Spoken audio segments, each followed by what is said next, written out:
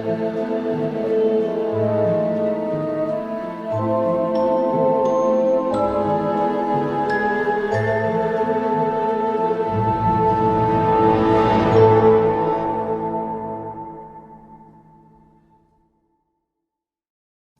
everybody. Welcome to Tales from Tomorrow. My name is Kyle, and you're joining us for episode 6 tonight.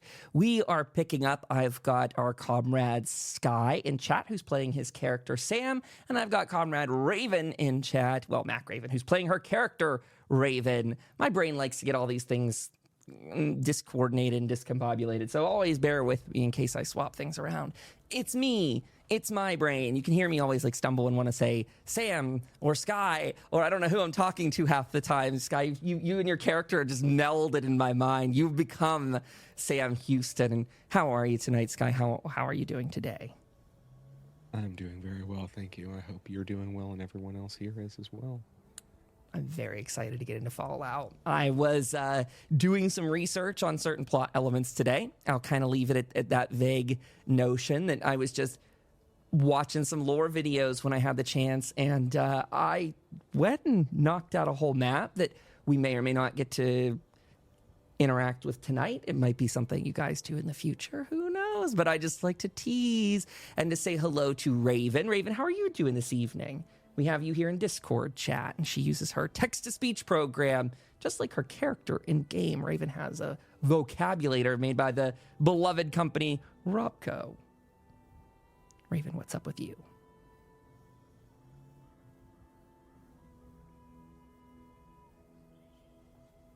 Earlier, Mac was saying she's going to come in and steal this cool dice tray that I made that I've already moved off to the side. But while she types, I guess I'll make sure. I have become the Raven of Kyle Mine. Mac is doing good. I have gotten over my cold. Oh, good. She's over her cold. Her and I have been playing some Grand Theft Auto in our spare time in the night. So to everyone that's joined us for that over on Twitch, a huge thank you to coming by. That account is Overseer Kyle if you want to join us. But let's dive into the pressing content for this evening. A recap and a reminder that our friend Dark Knight is out for I believe the last week. He'll be back next, but he's still out for this week, which has Jim, his character, up in the town of Hope. Jim was working to get the last bits of the windmill together. He was overseeing that, and he's helping get a cryolator attachment on their Mr. Handy that goes by the name of Alfred.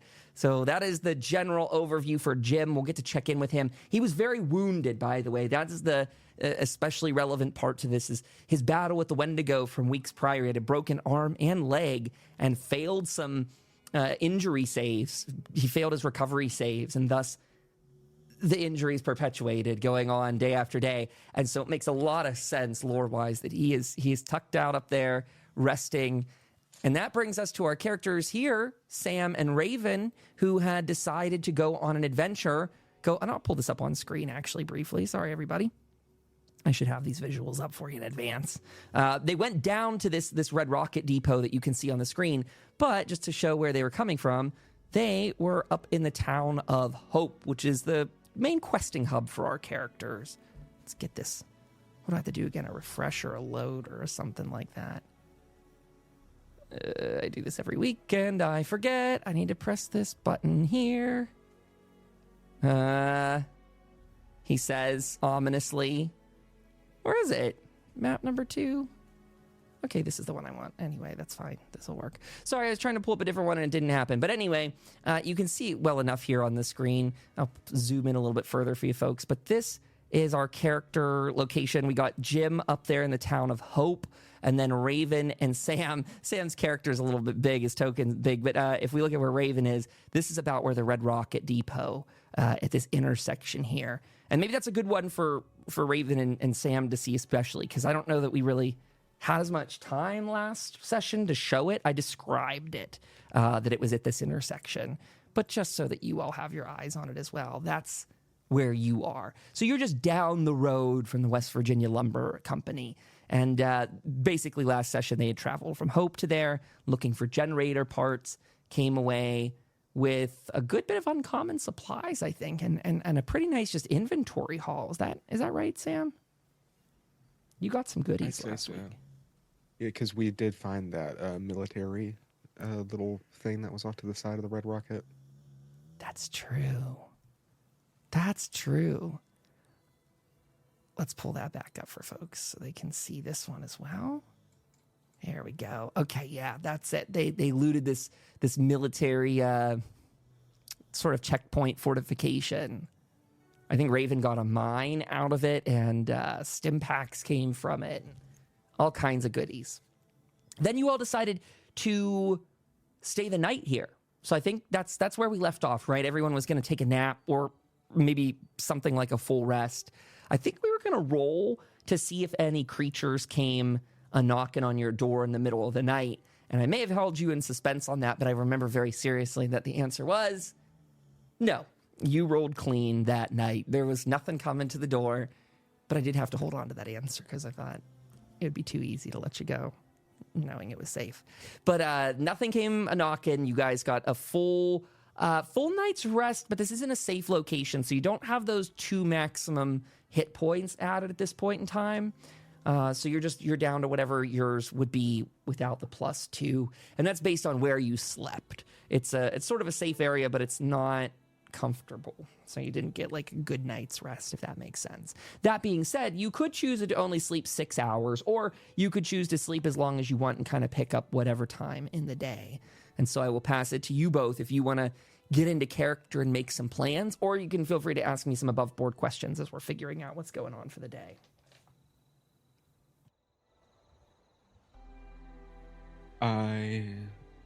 Raven, I'm thinking today we could check out some of these we'll check out some of the engines, see if we can scrap anything from any of these cars. And if we can, that's awesome. If we can't, we'll move on. And otherwise, I'd like to go check out the radio station so that we can try to get some of these samples tested by Modus. Yes, sir. Scraping and radio. That sounds like a great plan to me. The voice from above speaking into your ear. If you want to try, there are some. I have no idea where I saw them. I'll have to find them. But there are some interesting scavenging rules that actually listed specific items. I think I'm getting very close to them. I think it's in the Settlers rule book that there are specific items you can scrap down. And I might want to see what you guys could get from maybe if there's any kind of generator engine stuff. Let's see. Oh, I might be wrong. It might be the other book. Doo-doo. Pardon me, everybody. Using locations, equipment, perks. Maybe it's not as easy as I thought it was to find. Ba-ba-ba.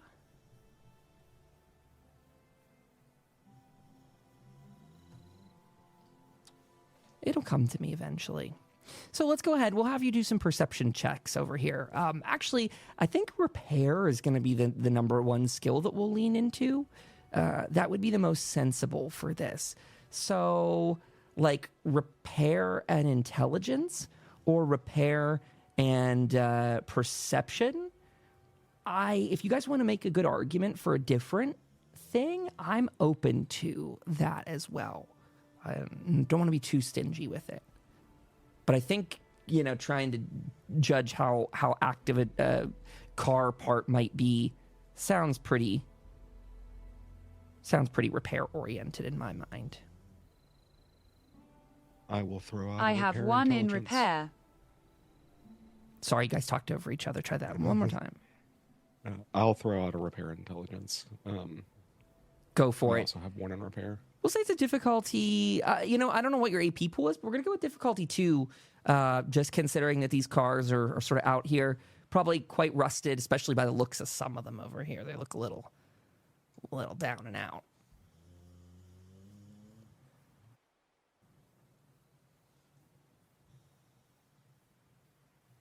I am totally failing to find this list, by the way. 1 success. Okay. I think as you're going through, Sam, there are a couple extra items we can roll on for you today. Let me see if I've got any of these like loaded into a module. Sorry, this might be a little bit of a night of me testing out some new systems, gang. I'm sorry, there's just so many new things in front of me. I don't know if any of these are... Ooh. Yeah, I got some random roll tables here I want to employ. Sam, you don't find that. You don't find any working engine or parts in that red car, especially. If you want to go car by car, we could do that too for the hell of it, so you guys get some loot. You do find some buff out sitting, though, on the under the chair, the driver's seat in there. So you can add one thing of buff out to your inventory. You're going to get some random shit tonight, but you know you can sell or whatever you want with all this. Yeah, I'm down to go check a couple cars because that way Raven can have a chance to roll as well. Sure. Let's do that, Raven. Again, we can treat... how many cars do I have on the map? Let's double check this. I'll just call out that the limo, the blue-green cars, and that brownish-orange one, those can all be looted. The one that has, like, Raider stuff in it, we could loot that too, actually, if you want.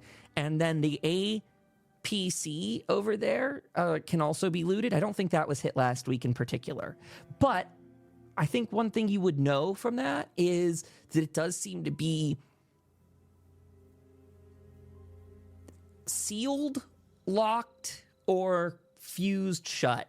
Could be related to weathering, could be something else. But you probably would have picked up on that last time given your inspection of the area, just to give you some extra insight and oversight.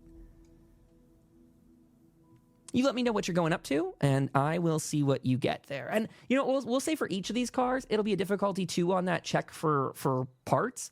And then, again, I'll roll a corresponding table for you on the side. So tell me what's up.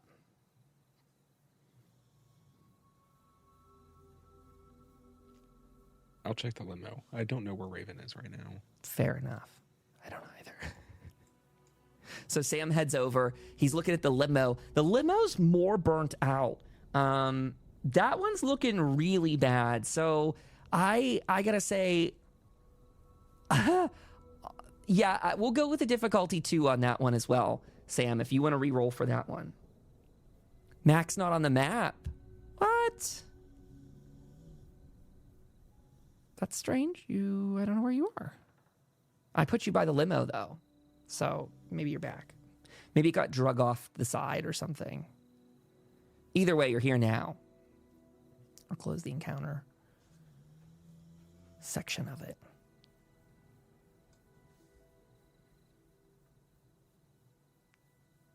It's frustrating me. I saw this more advanced scavenging system, and now that I'm trying to find it for everybody, my brain is just melted as to where it went. It's a bunch of loot tables with a bunch of like Fallout items that you can get, and I have just spaced on where that was last seen. But we're gonna go off the whatever of our whatever. Again, no luck on that one, Sam. Good attempt, but you can't see anything in there that seems of use or value related to the parts. But you do see...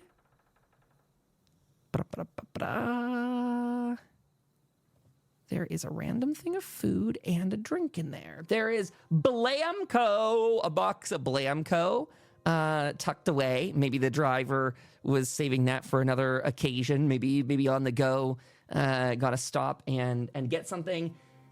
And that's about all you find in there. Pretty picked dry and clean. Raven, you're going after the green car up there.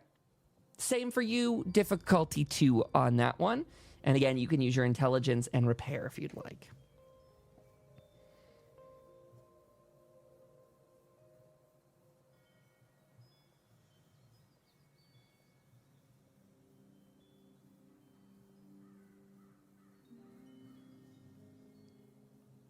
Ooh. Raven got a complication on that test. What do you think is a reasonable complication for this, Raven? So you're in there. you're messing around, probably digging into the bits and bobs of the car. Complications are usually not something too painful, meaning the car is not going to explode in your face. But, Kaboom. Well, if you want that to be the complication, you can be your own guide of fate in this case. Do you want that to be your complication? If so, I'll make you roll on it. It's up to you how careful you're being with scavenging. To be fair, you almost rolled a second complication. You did not, but almost. That number was close. So, just as a little thought. Okay. You're doing it? It's exploding? Oh my gosh, Raven's going at it. Okay. It's so strange. Okay, so Raven is there. She is mucking around in there. Maybe not too much experience with cars. Maybe not much experience trying to harvest these kind of nuclear energy cars at that. And as Raven is messing around in there, digging in engine bits, she finds that there is enough charge in one of these fusion cells in there. Almost in excitement, ready to tell Sam, Raven grabs at it only for the car to quickly start going critical. Raven, you need to roll a difficulty 3 strength and athletics check to see if you can get out of the way of this blast. For example, you could go behind the vehicle next to it if you'd like, into that Raider a custom vehicle. Here, sorry chat, you're pulled off to the side a little bit, but she's over in this blue car here, and she's going to be trying to go up behind that in just a second.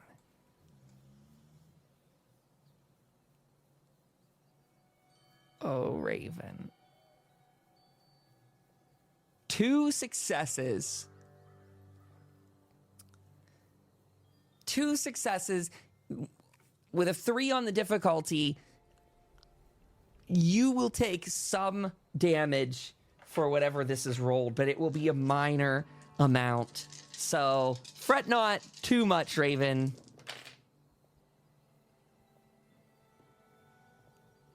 That's a 1, that's a 2, that's a 3, that's a 5. Cut that in half.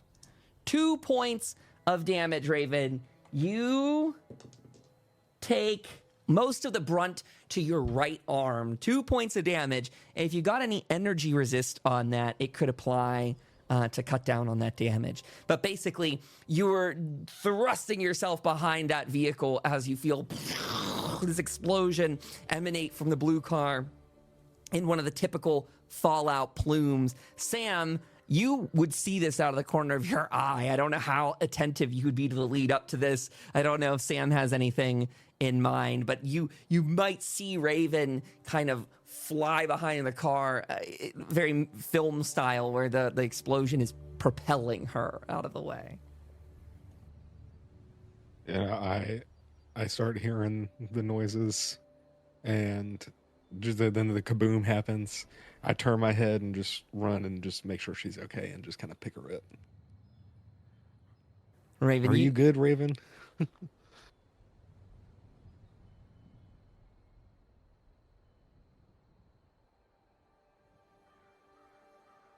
Kaboom are fun. Okay, if you're speaking, then you must be okay. Just be more careful, please.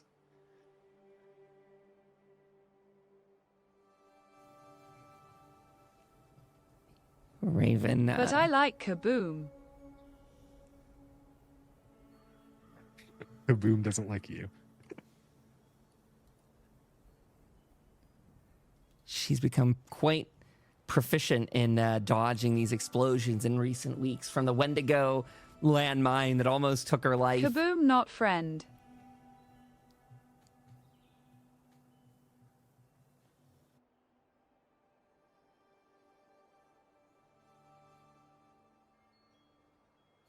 Kaboom, not friend.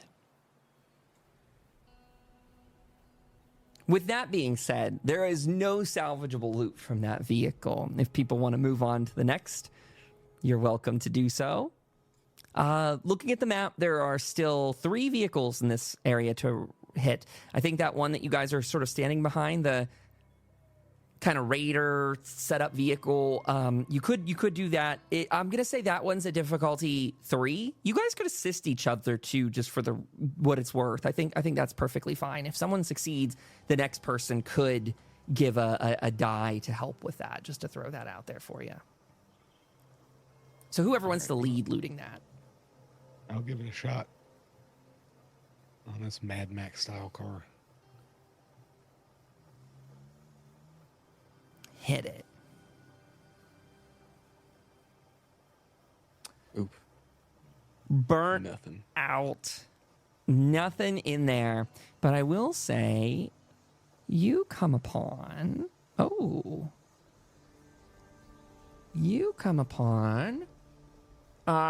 an issue of Grognak the Barbarian.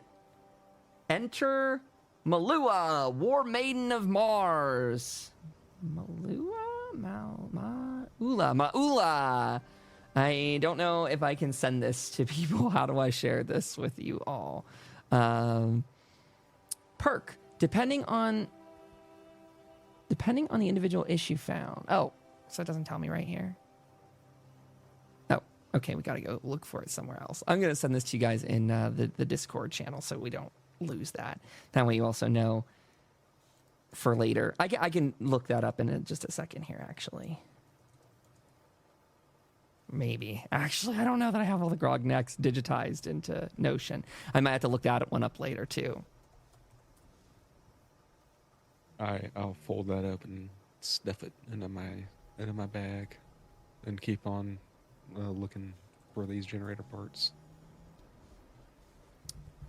Off and on your way.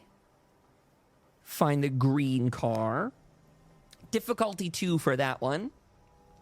And if you get a success, Raven can jump in and help, or vice versa, Raven, if you're taking the lead on this one.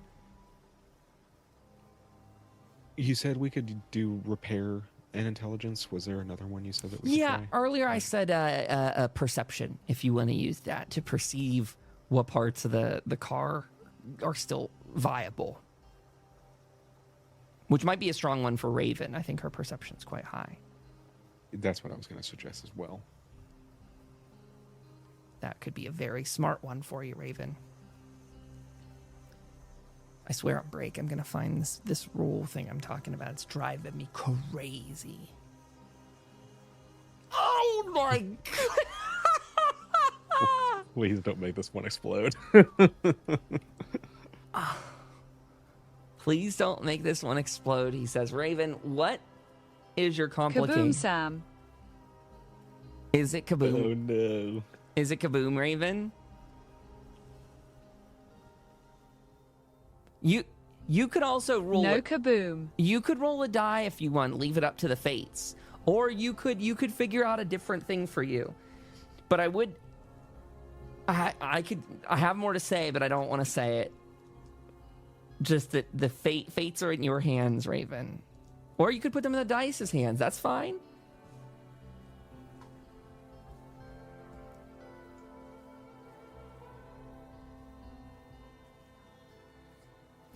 She says kaboom, no kaboom. Let the dice decide your fate.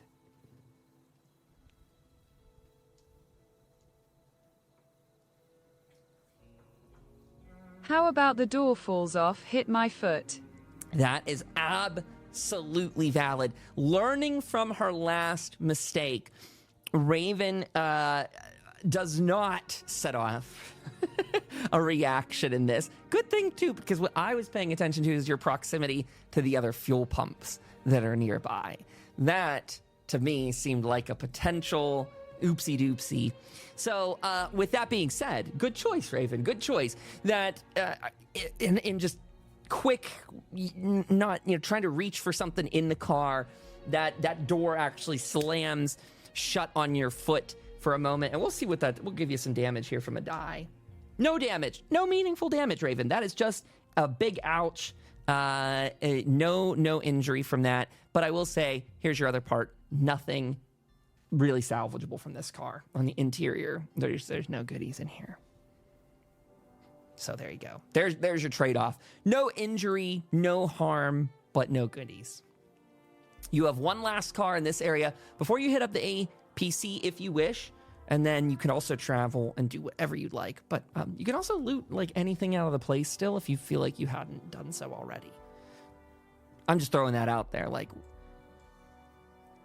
this search is taking up a decent amount of time, just as a heads up. Probably, well, I guess considering these are cars, I'd say to go through all of these, the explosion, all the rest, this is probably taking your characters about an hour to an hour and a half or so to do any of that. So still one more car outside if that's your plan to hit that up. I kind of let her go to check on the final car, and I prepare to check on the APC, so I'm walking into this gas station to try to look for some tools, and there's this screwdriver, so I thought I might be able to use that to try to pry some of this rust off of it. Sure. Yeah, and you can add, maybe if you want, Sam, you can add that to your inventory too, if you want to say like you actually have a screwdriver. I don't know that it's a formal item in the game, but if you just want to have a note that you've got one of those for the future for any kind of other leverage in situations. All right, sweet. There are 2 ravens on the map right now. It doesn't really matter that she's in here too. Oh, see, there you go. See, that's what it was. She wasn't gone earlier. She just couldn't see the icon, I think. That's probably the issue. So that explains that.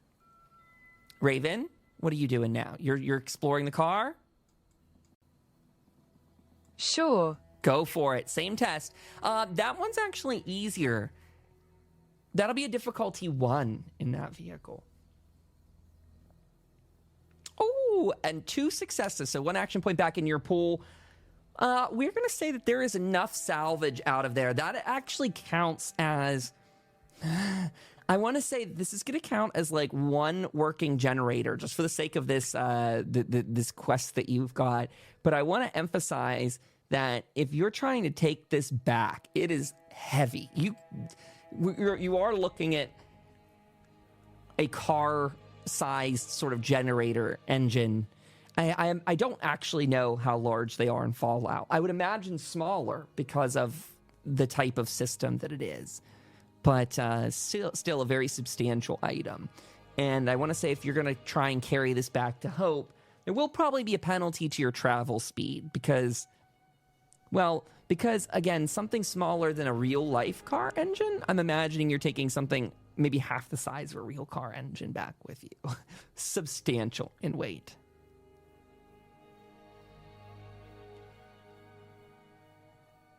Actually, you know what I'll also say?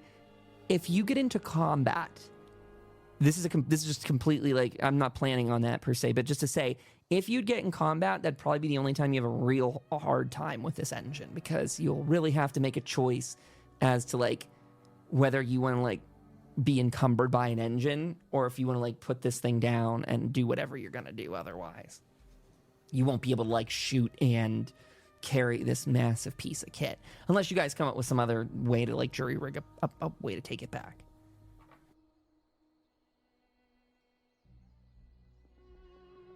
Could we hide it for now, potentially? Yeah, absolutely. Absolutely. I suppose you could just maybe not take it per se, if that makes sense. Or you guys could do something more with it. Here, I'm looking this up so that I'm not, kind of feeding you a line here. Those mini cars, though, I think those are fleas or a version of fleas. And maybe they're not exactly. They're a little bit different. But they've got it's a pretty substantial power block in it. I don't know if I can show this on the stream here easily. Let me see if I can open this page. Oh, and this picture comes courtesy of the Wand Company, which, oh my God, that's gorgeous. Holy crap. They have a Slocum Joe's car. I don't know what this was. They were doing like some little Fallout props. And here you can see on this image, it's maybe going to keep scrolling past.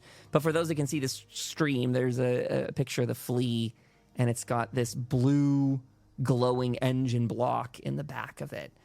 So they're pretty large. It looks to be fairly equal to the size of the seat itself. So again, I just want to keep that realism in mind that it is probably hefty. So as for hiding it, Sam, you could leave it. You could try and remove it. You could...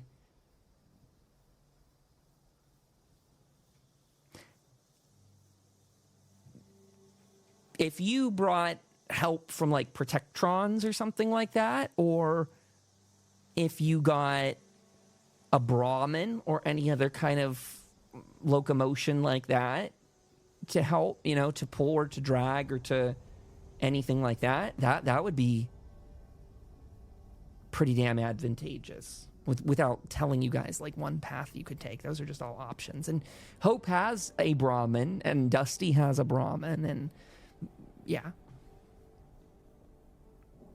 Cars find Raven. Sam, I found a gen, but how to carry it? We could rig sled to drag it back, but not sure hauling it up to the tower. Wish Jim was here. Oh, for sure, I do wish Jim was here. So also, because I'm sure he'd be excited to see this. What I think we could do is, since we're going to the radio tower anyway, we could stop by Rusty's house. Even if he's not there, we could just use his radio and talk to Hope and get them to send some people up here. We can then hit the radio tower. By the time that they get here, we'll probably be done with that, and we could get back here.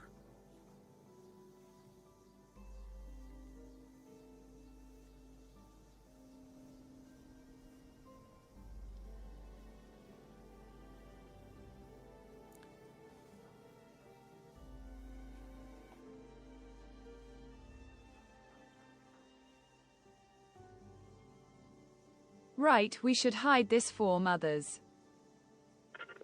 I agree. Definitely close it back up. Dark Knight, thank you so much for resubscribing. I appreciate that very much. Checking in from afar, he says. DK, thank you. Hey, they just found a generator that they think Jim might be excited about. As a heads up, whenever you decide to call Hope, it will probably take them.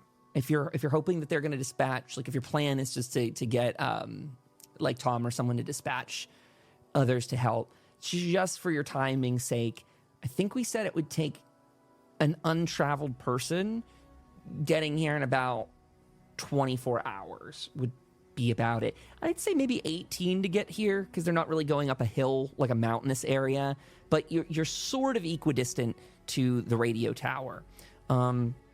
This is just for general planning. This doesn't mean your plan has to change because you guys could camp out and just wait for the sake of waiting. But just to call that out, that it'll probably take them about 18 hours from whenever you get in touch with them to dispatch them. We'll say that also includes, of course, the time for them to like prep themselves. If you want them to bring the Brahmin, you could request that. They could, probably dispatch that too. Yeah, you guys can completely decide what sort of plan you want to recommend to them as well. Like anything you guys think is a shortcut or an advantage will all make differences to the plot and the narrative. But it's very freeform, so you guys can think of that as you will. I think it sounds like a good plan. I'm ready to get the show on the road. Raven. Sorry, shut up. Oh, no, I was just saying, Raven, if we can kind of figure out a way. I don't know. I mean, it's been sitting here for 25 years and no one's messed with it, so I don't know how much we have to do to make it look bad or make it look hidden.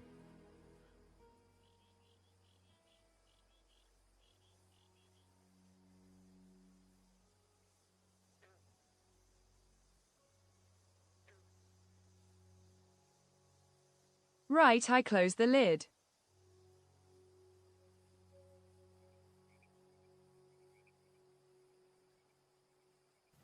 I will say that if your plan is simply to leave it here, I think it will be very well undisturbed. At least in the time period you guys are looking to get at it.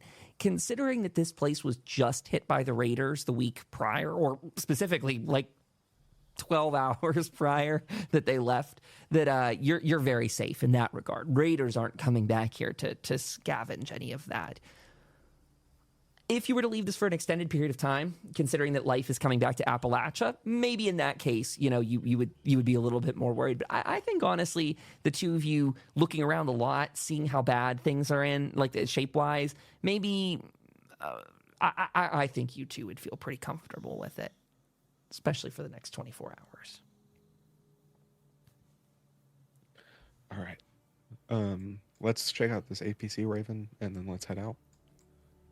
This is a little exciting for me because, Sam, I feel like this maybe ties a little more into your backstory as well. So maybe you want to tell us as you're getting over there if you have any experience with APCs in this game, or I'm sorry, in the whole universe, like with your character's backstory, with the base and everything. Maybe you've experienced some of them. Maybe you've ridden in one. Maybe your time in the war. You tell us. Oh, most definitely. Raven, I've been in a couple of these in Anchorage, dipping us back and forth like sardines in a can. There's definitely a couple ways to get in. There's the back, and then there's a porthole right here on top. This might be the easiest way because that back is probably super rusted. It's probably got a lot of hinges that would be super rusted. But if we get through here, we can get through the pilot seat and maybe crawl through the back.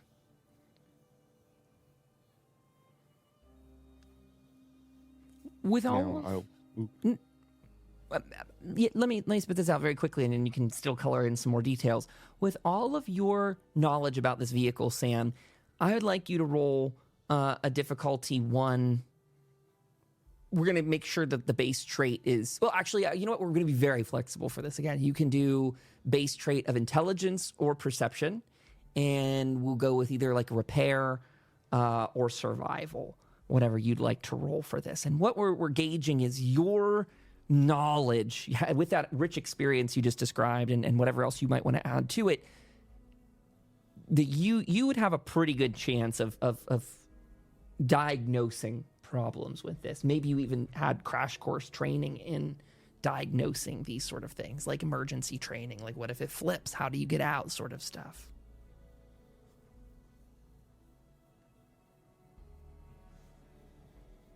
All right.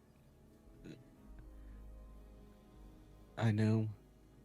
I see some obvious rust on this hinge, and this is gonna have to come off. So I scrape it off a little bit, and I kind of pry it in between the base plate and the top part. And there's a special little way that you have to go back and forth with it. So I'll try that method. I love it. Go for it. Roll away. Oh, wonderful. Wonderful. Sam has no problem, maybe even having experienced similar, again, issues that you troubleshot or fought with in the field. You have no problem prying this area open and getting to the guts of it here. What I'll also say, Sam, is that you recognize that this APC is in relatively great shape and might even be something that is somewhat salvageable or still working to a degree.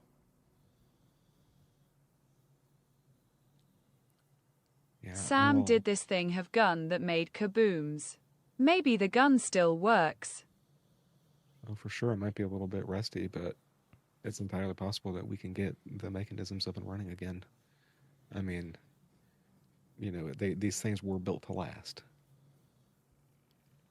I'll kind of climb through, trying to deftly avoid all the like electronics, all the computer screens, and all of that.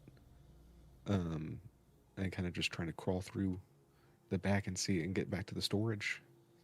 See if I can find anything in any of these crates, or like any of there's probably like mounted cabinets and different types of lockers in there just to store various items.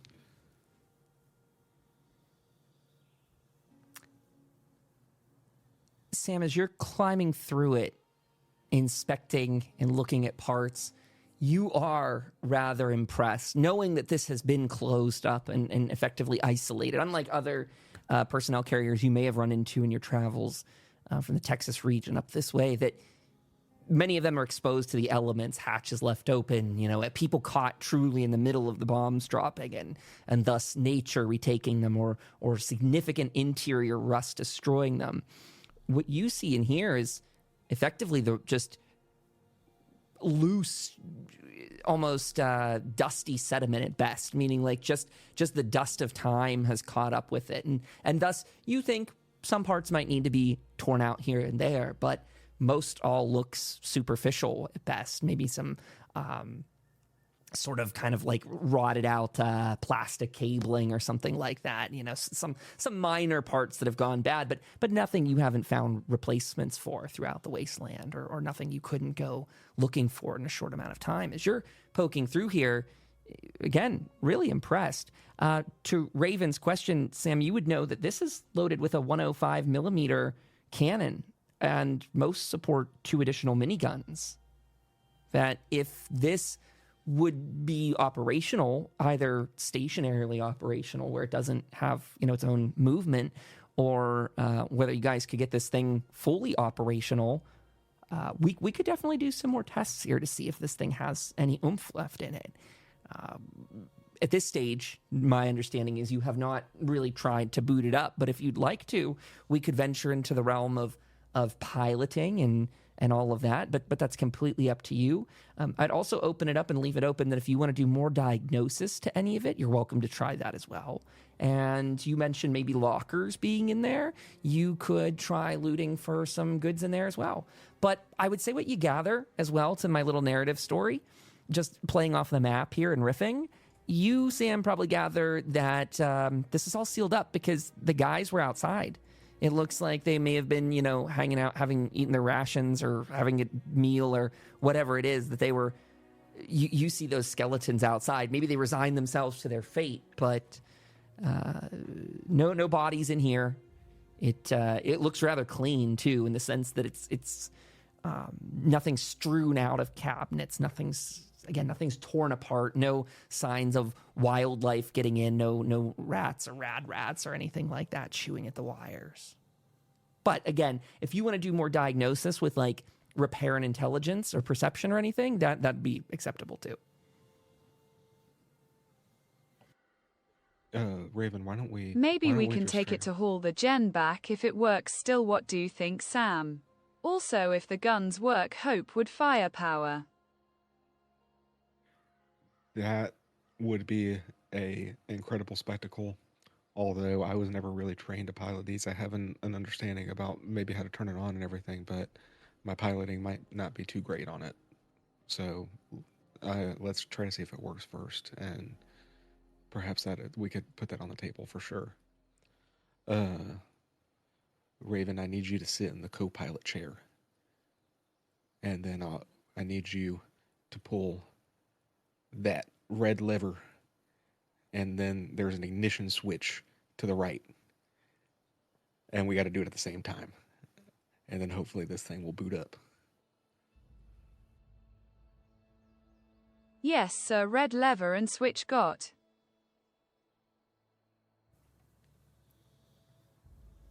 Considering you're okay. Sorry, go ahead. Do you want to ask your question first? I was just going to say maybe like a repair intelligence. This one might work.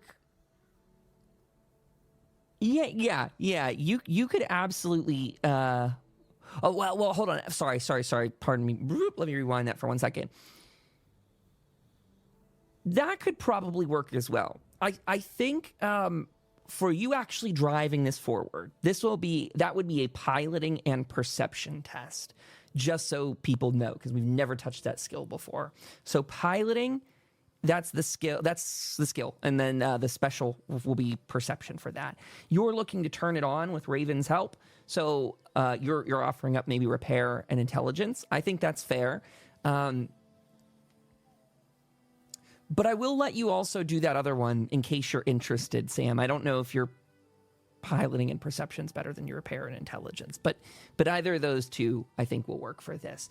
And I'll let you both choose which of those two you want to roll. Sam, we'll have you lead the test since you're in the main seat by what you just said. And then Raven, as long as he succeeds in one, you can assist to succeed as well. Honestly, I feel like a difficulty 3 is probably a fair thing for this. It's in pristine shape, but it is aged 20-some years. So you also not having like the most intimate experience with driving it, I just want to call that out. Probably a difficulty 3 to turn this beast back on. Raven having no experience with it either herself that we know of, at least. And so if you guys want to spend action points at all, I'm just throwing that out there. You might want to do so. Just as, difficulty 3, however you want to roll with that. Or you can spend luck as well to recover any points.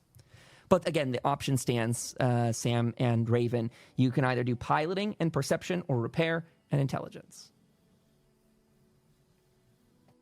I will buy 1, and I will buy 1 AP, and I will spend 3 to get the 2 extra dice.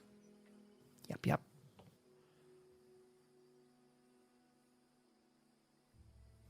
Castaway.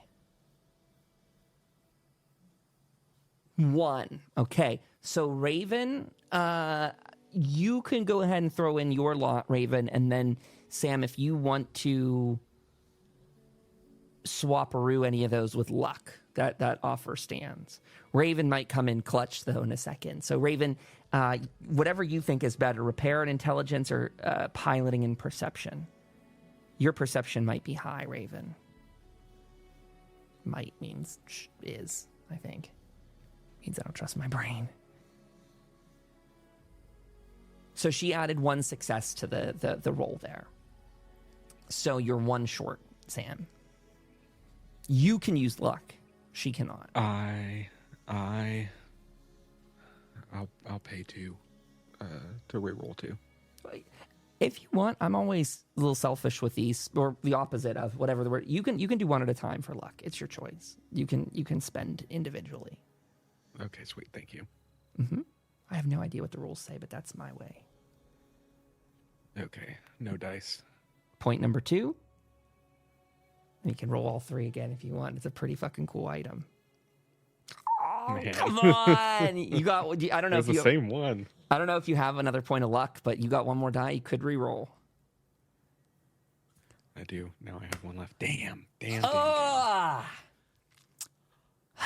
You give it your very best, and it teases you as many vehicles do, where it begins to come to life. You feel it begin to roar up. The engine begins to start. You can feel a shaking.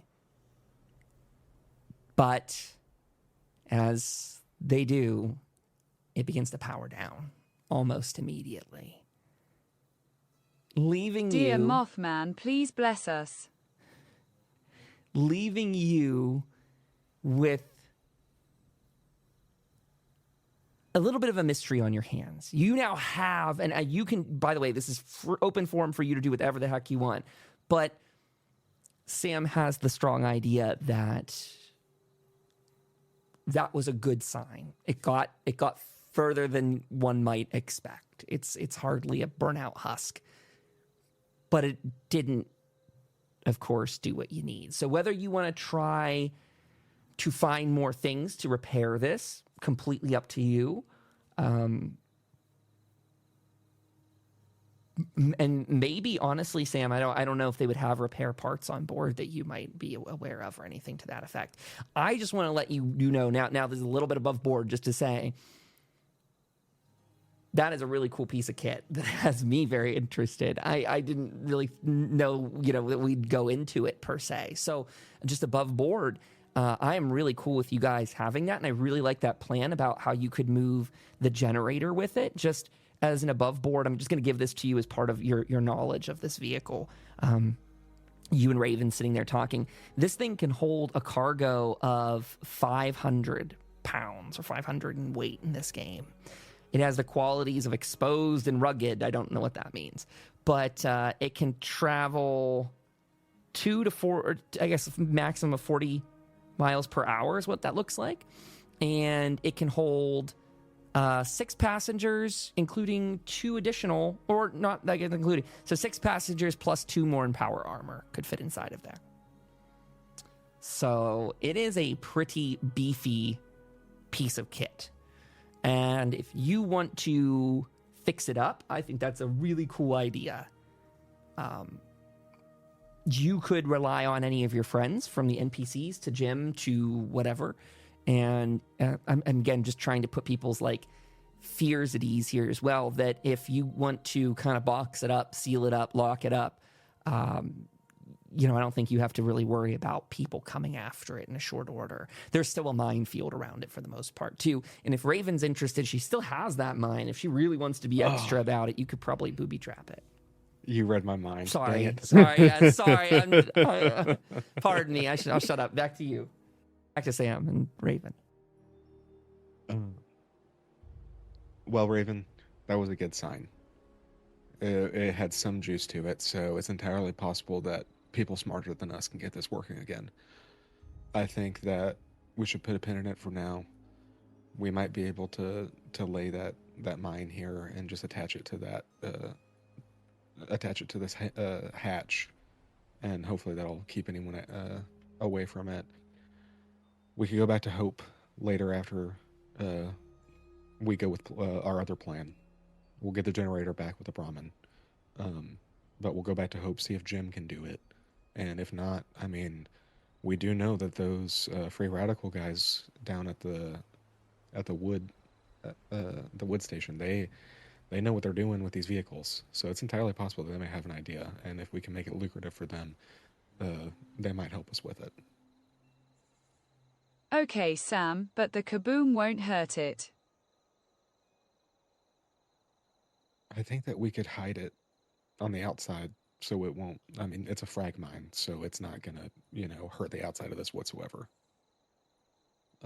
We could probably hide it on the outside and then have it explode. We won't have to worry about putting it internally.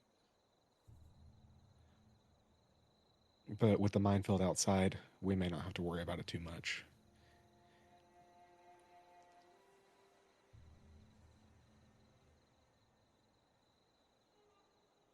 I kind of hop out the vehicle and I take a look over here and I say, you could honestly maybe just lay that mine back down and people may not be any of the wiser that it's disarmed.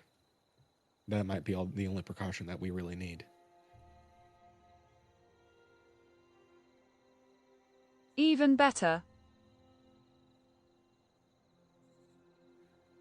Well, I'm ready to track back to the radio station if you are. We'll hit Rusty's on the way. Yep.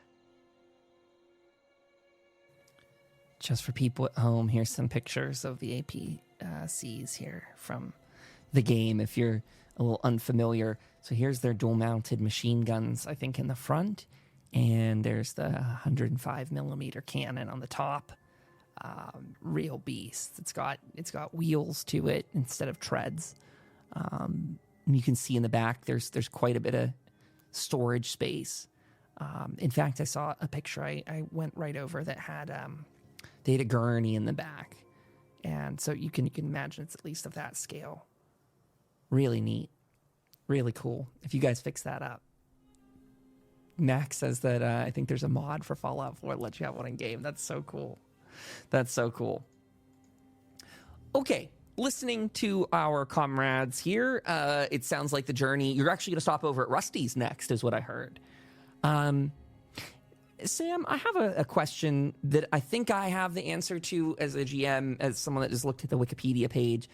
Do APCs like that have radios in them? Or would the soldiers have, in the Fallout universe, like a portable box style transmitter thing that they might set up? Like I've seen that in Fallout quite a bit. And so I'm asking Sam, the knowledgeable soldier here, that Yeah, would they have those internal, or is that sort of like an upgrade that you'd have to get in the future? Or, again, were your crew more like sitting out those little metal rod antenna type of things, like almost like a lightning rod style?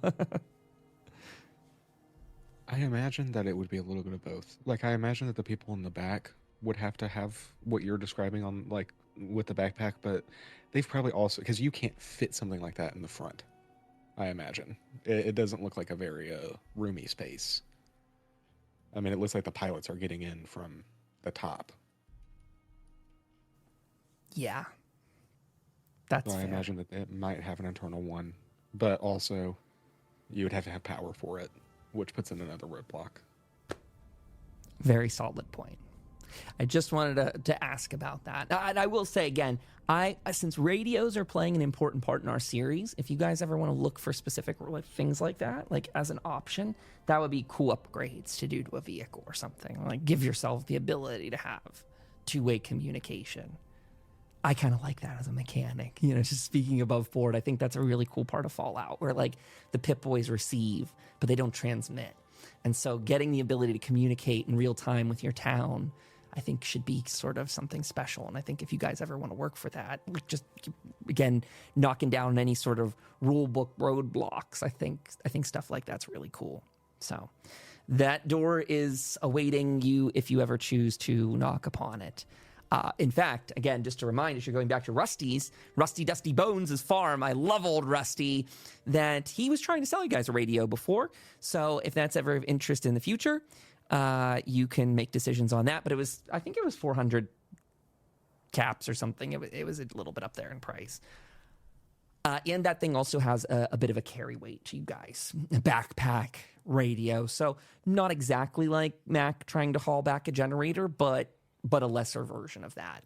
I think that if you guys want to do like a backpack radio, you have all the advantages of being able to stay in communication 24/7, but whoever is hauling it either needs to be really strong or they're just going to have to sacrifice some of their inventory and their probably long-term travel distance, not short-term stuff. But I do think in very strong complication moments, if you were carrying like a radio like that on your back and you got like hurt with a lot of complications, there is always the chance, of course, that your backpack's going to take a little brunt of that too.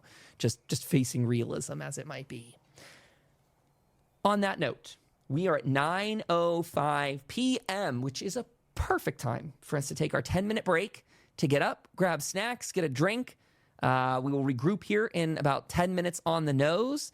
Do my crew members have any questions before we get up and do that? Sam, Raven, anything from you? I'm ready to roll. Okie dokie. Max says, turns out I have the mod installed. I'd like to see that later, some other day. Let's stream it. Let's see you play. She's going to do the Fallout 4 with a armored personnel carrier, if I can speak. But just because I can't speak, let's go ahead and run the BRB screen right now. And I'm going to also look in my rule book so I can find that damn rule I was referencing. It's driving me mad. See you all in 10 minutes. Okay, comrades, we are back. We are ready. Well, at least I am here. Do we have Sky in chat? Do we have a Raven here? I am present. Hello. Welcome back. Hello. We will wait to see if we get any response from Raven. She's probably just coming back to the PC any second now. On that note, I can try to find some sound effects that I wanted from our little Kenku bot. There we go. We'll put some Appalachian wind behind us. Let me go ahead and pull up the scene too. There we go. Just to tell the audience and Sam, since they're both here, that this is going to be a fairly easy trek back to Rusty's farm. I don't think you guys need to roll on anything. A night has passed. Just for the hell of it, I'm going to make Raven roll that perception survival, as we always do, just for the keeping it consistent. But it's a very short journey. I think this is going to take, what do we say?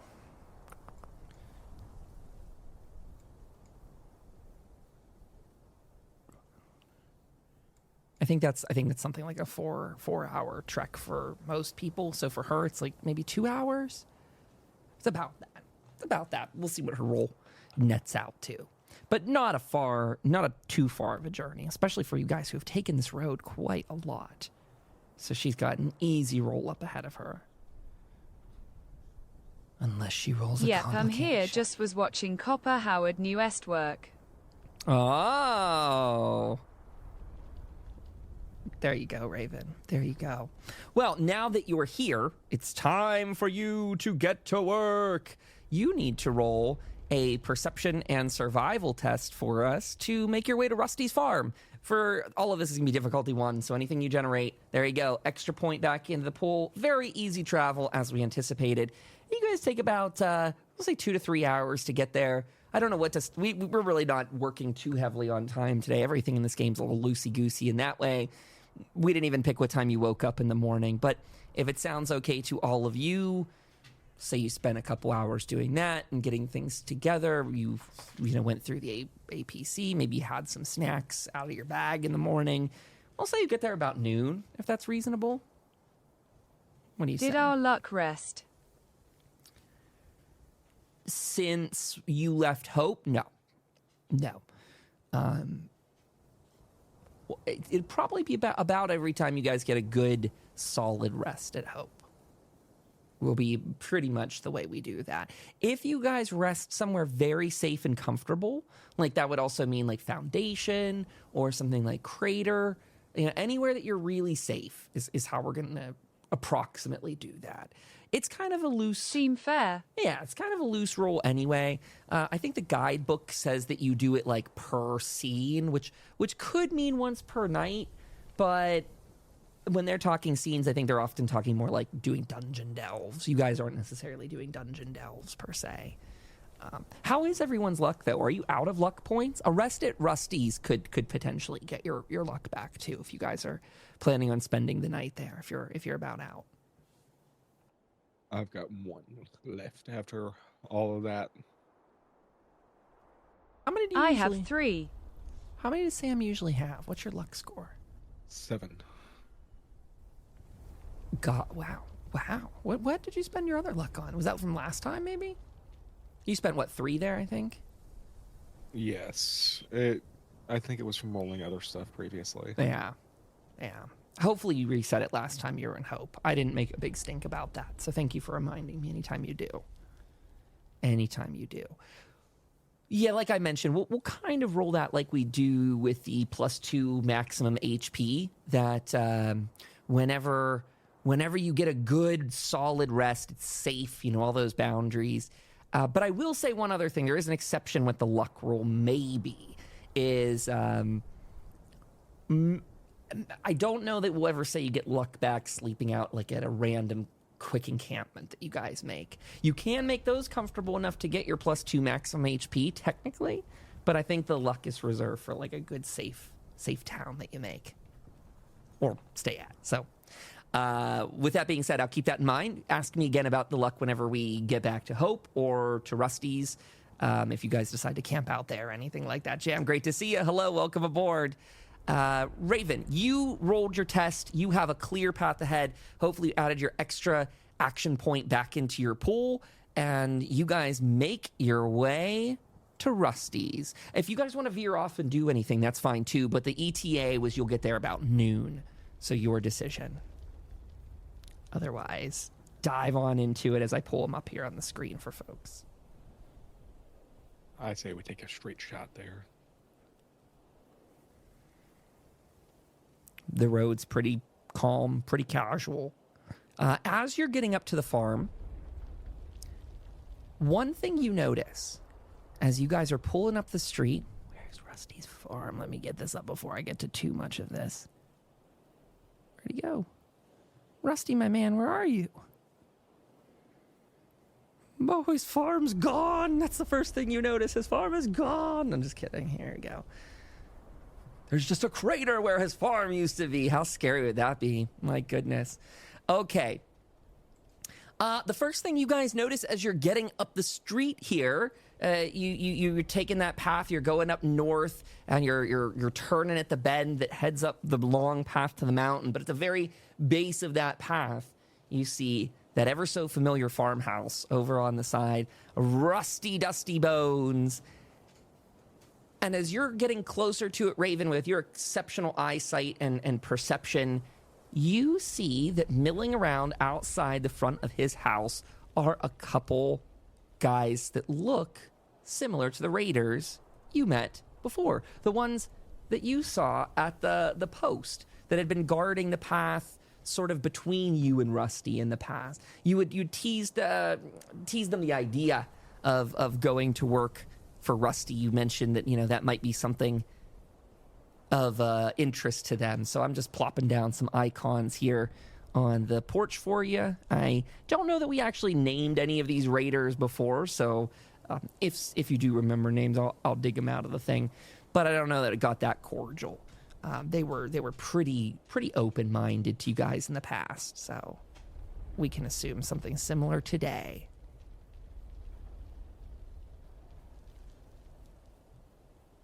Okay, there you go. Pardon me. This scene needs a little bit of cleanup here.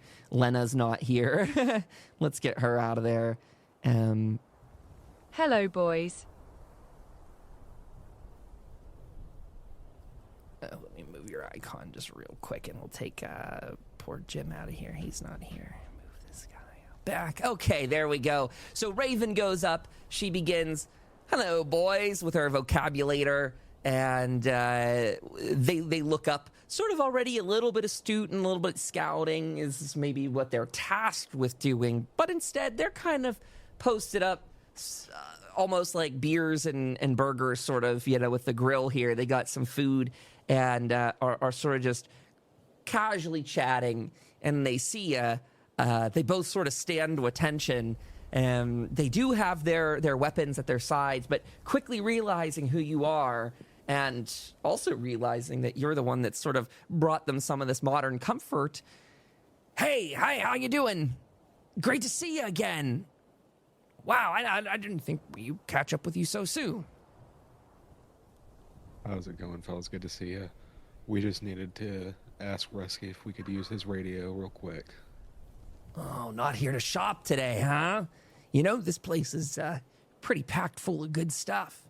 We've been kicking back here the last couple days. The guy said we could have a job guarding it as long as we're staying around armed, and a few extra tasks that we're welcome to stay. This is a pretty good side gig versus what we were doing before."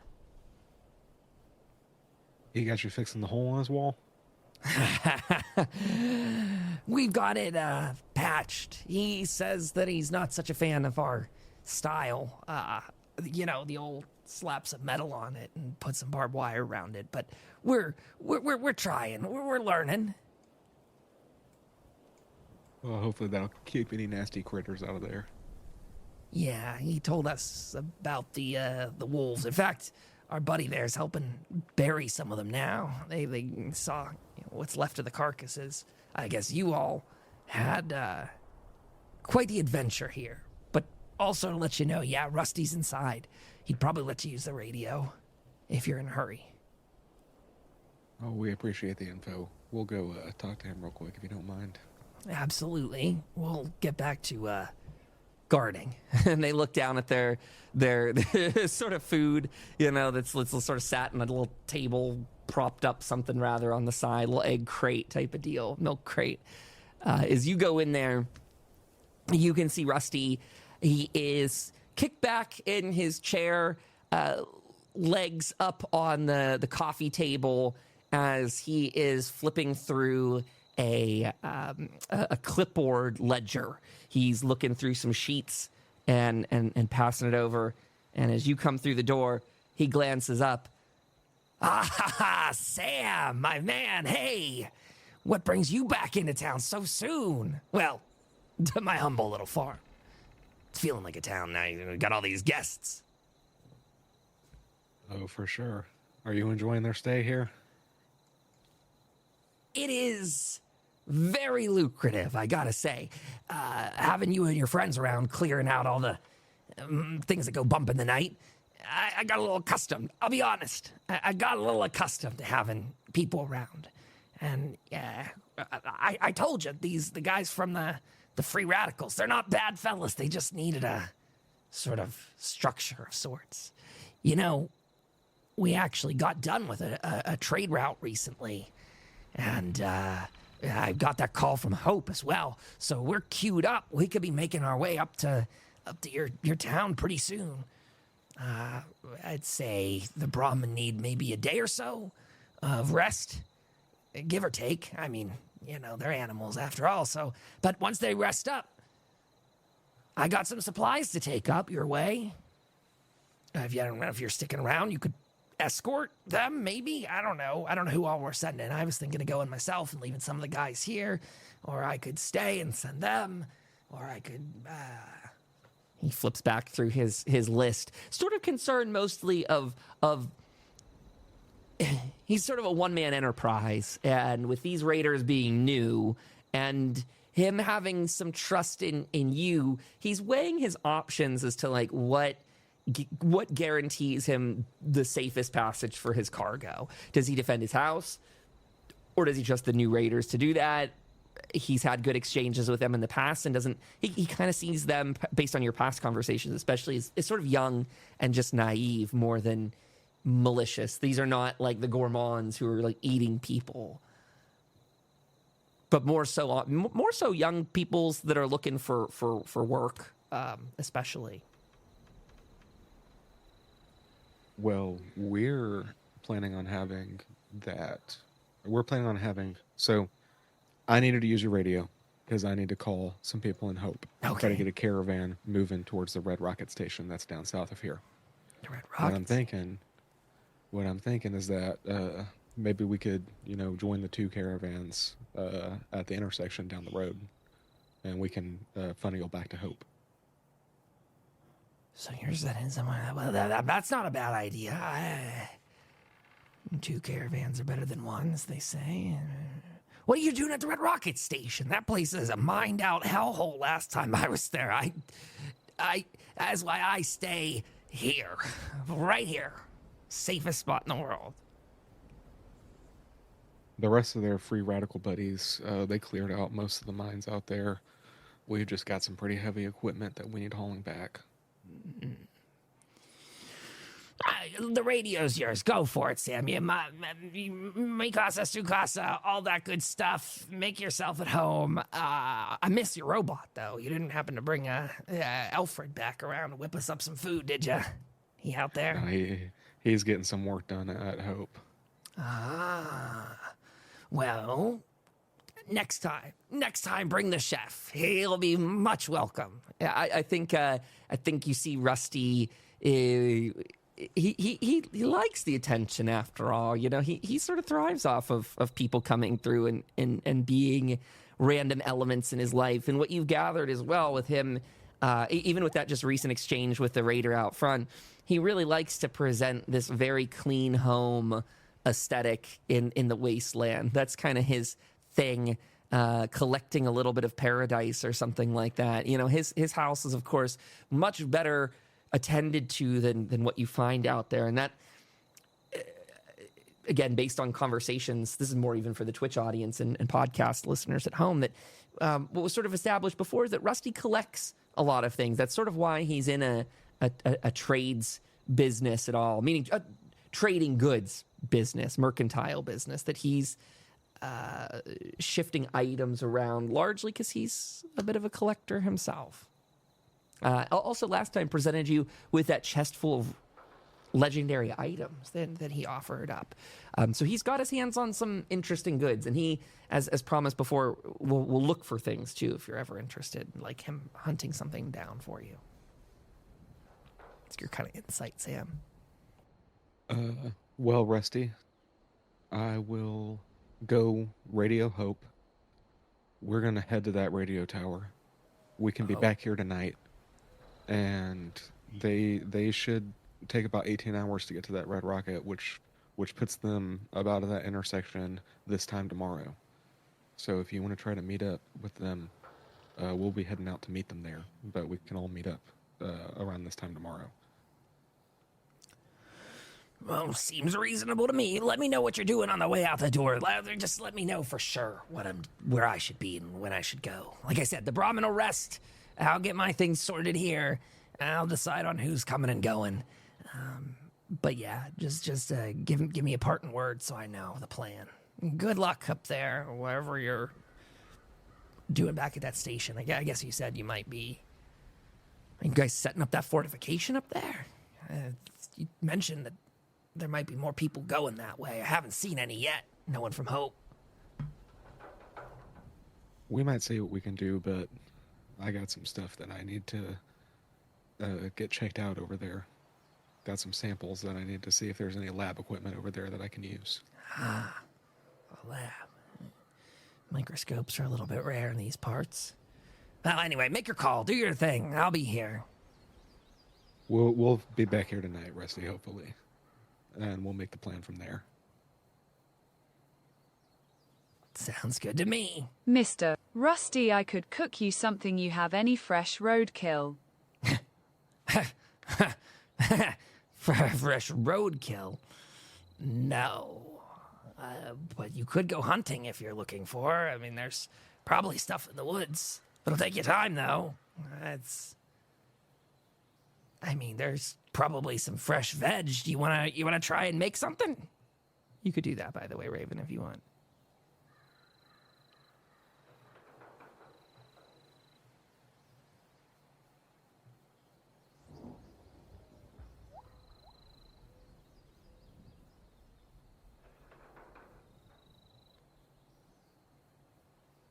Okay, free potatoes.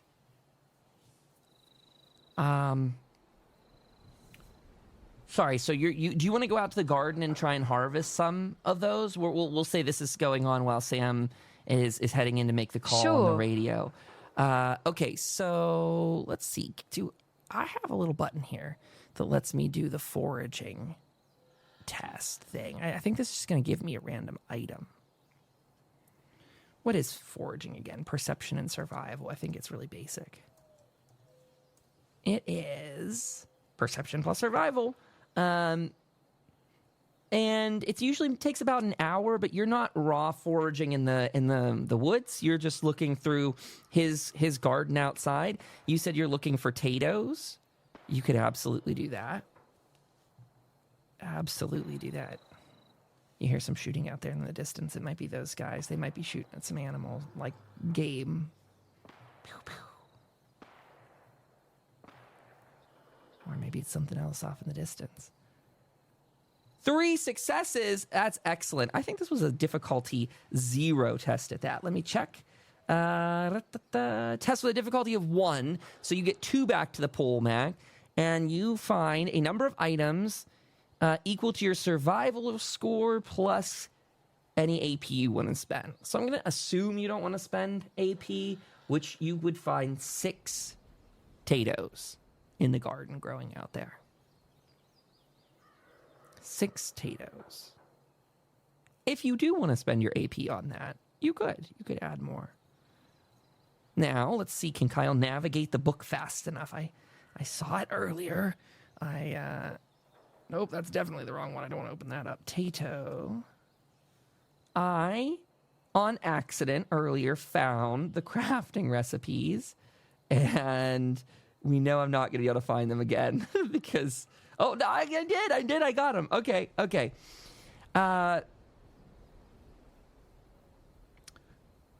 Raven, you would know that you could make Tato juice out of this.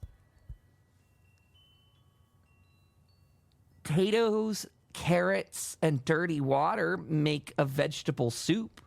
That's a common... These are, by the way, the ones I'm calling out, these are considered common recipes. So I think the rule dictates that like almost everyone would know that. And this is based on your survival skill. I think the complexity here I'm seeing on this table might be based on your difficulty that it sets up. So I just need to check on that briefly just to make sure I'm not speaking out of my butt and misleading you. Now to make Mom Tato's soup. Tato soup.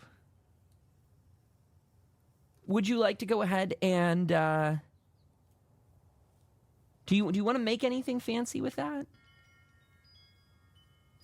Meaning, do you actually want to cook those up or do anything like that?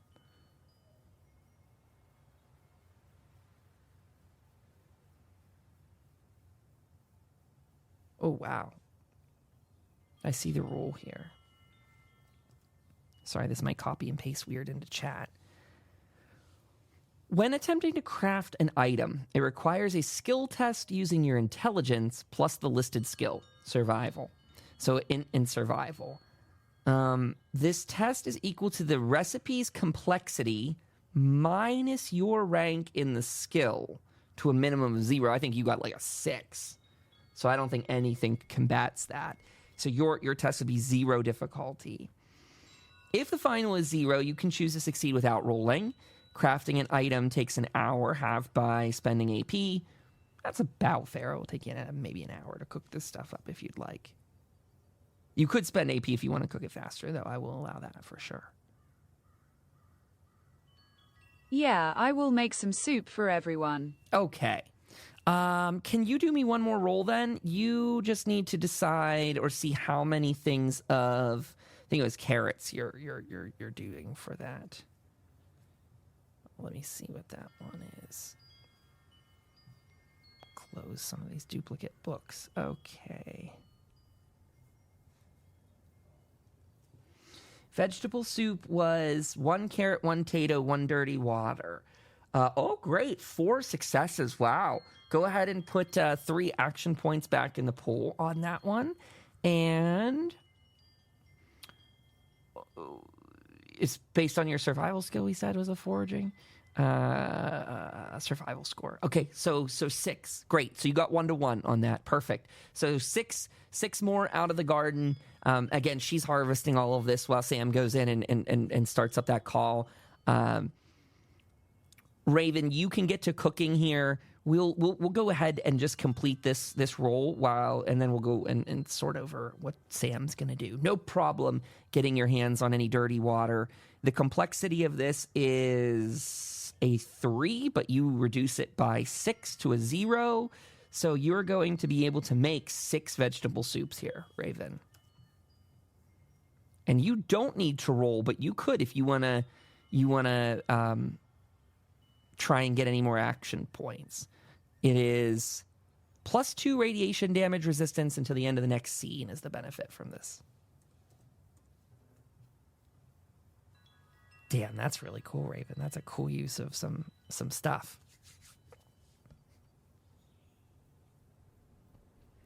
Jammed in chat earlier. I'm so sorry I didn't read chat. I'm so focused when I'm DMing here.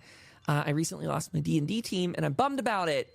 Love that I can get a D&D fix here. Good, Jam! This is our Fallout TTRPG, so I hope you enjoy it.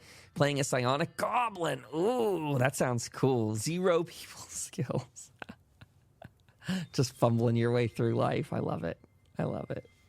Mr. Rusty, I will make you soup for you and the boys. Oh, well, hey, Raven, look at that. Oh, well, vegetable soup, putting my garden to good use. I like to see it. How much can you spare for me and the guys? Well, 1 each. If you do 1 each, I think you're pocketing 1. Sam will get 1. Raven will get 1. Spare 1. Oh, no, I miscounted. No spare 1. It'd just be 1 for everybody here. 1 each, says Raven. Yep. Sam, Raven, Rusty, and 3 raiders. 6. That's the whole lot of them. Okay, wonderful. You pass that out. I don't know. You're crafting all this. Sam, we'll flip to you now. A little bit of tiny momentary time lapse here while she's out there gardening. You go into the barn. I'll flip over your way here. There is the other raider. You can see him in there. He's sort of sharpening some tools over there on the bench when you get in. He says, "Oh, hey, Sam, we met you back up on the road, huh? Good to see you here. How are you? What are you doing here?" Good to see you again, friend. We're here trying to get this radio. Just use it real quick to message Hope. How have you been holding up here? Oh, well, I mean, we've been here 24, 48 hours. I don't know. It's hard to keep the tab on time in the wasteland, but Rusty's a good dude. We never had problems with him in the past, but the fact that he's letting us stay in these parts... though I'm a little bit tired of burying dead carcasses, and you guys might have something to do with that. He's having us clean up a little bit of a mess around these parts. The place could use some TLC. Probably more than one man, one ghoul could do on his own. Well, I'm glad that you are able to help him out. And I hope that it's treating you all well for sure. Yeah.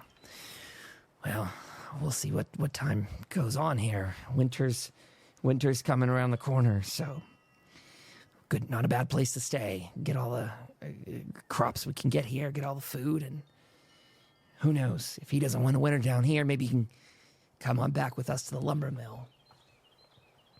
Good place down there, too. Good to see that you guys have options. I might head to Lumberville myself at some point, check out everyone there, see how everyone's doing. Now, if you ever go down that way, you could tell him Chevron sent you. That's sort of a code word for our group up this way. They'll know. Right. Awesome, thank you. Yeah, the radio's over there, by the way. Nice to officially meet you, Chevron. Yeah, no problem. Good to meet you, too. Glad to have you here. And with that, I will head over to the radio and put a contact into Hope. Okay, you're calling up to Hope. As you pick up and you dial into the radio station, associated with the town. And the first thing you hear is they sort of have the channel has like momentary alerts that come over it, sort of just not number. I guess it kind of maybe almost like a number station sort of thing. Like it's just got some like patterns in there to kind of like let people know the station's still active. And as Sam, you click in and try and message through in that way, you get a signal back. Hello, you've reached out to Hope. This is Alfred. How may I direct your call? Alfred. It's Sam. Oh, Sam! Wonderful to hear from you. Where are you? We're at Rusty's place. Listen, I need to talk to Tom if he's not busy. Oh, well, Rusty's place. Well, I hope that I'll get to go there soon. Oh, Tom, there's a call for you. It's probably urgent. It's Sam. They're at an adventure down at Rusty's farm. Did I ever tell you about the time that I was at Rusty's farm and we were cooking in the kitchen and then we were attacked by wolves? I don't know if I had the chance to tell you. And you hear Tom go, yeah, you save that story. Come back to that later. Circle back. Sam, that you? Yeah, Tom, it's me. Hi. How's it going? Things are good up here. Alfred here. He's quite the talker. He says you're down at Rusty's farm is what I gather from that story. What can we do for you? Things okay? Oh, things are great. We hit this red rocket station down south of here, and we found big pieces that from one of these cars. We could potentially use it to make a generator, but I got to tell you, it's super, super heavy. So I was wondering if you could send down Terry. Maybe he could send down some of his Brahmin and a couple of people to help us lug it back there. Ooh, let's see. Okay, Terry. He's making a note here. Terry, take a Brahmin. Okay, we can. They're last assigned. They're doing some hauling of supplies around the town. Not a problem. We can. Let's see. Who do we got here? Let's probably send a guard or two on the way down. What do you think, Sam? You know these routes better than I do. I haven't been down the road in quite some time, but what do you say for guarding Terry and the crew? I'd say we need a couple guards because I'm thinking that we'll have Rusty should be on his way by the time that y'all get here. By the time that everyone gets here and we're ready to head out, Rusty should be on his way. So maybe we can meet up with him and we can also guard his caravan on the way back. Oh, that's a hell of a good plan, Sam. I like that. Okay, you go get that organized. Or you get your side set up. Do what you're gonna do, and I'll get in touch with Terry. I'll let him know everything I got written down. What's the timing on this again? When you're going to the radio tower? Yes, we're heading to the radio tower. I'm thinking it's gonna take about 18 hours for everyone to get from Hope to the Red Rocket. So by the time y'all get there, we should be able to get back to you. Okay. No, not a problem. That sounds like a good plan. One more thing. We found a pretty amazing piece of tech here, my friend.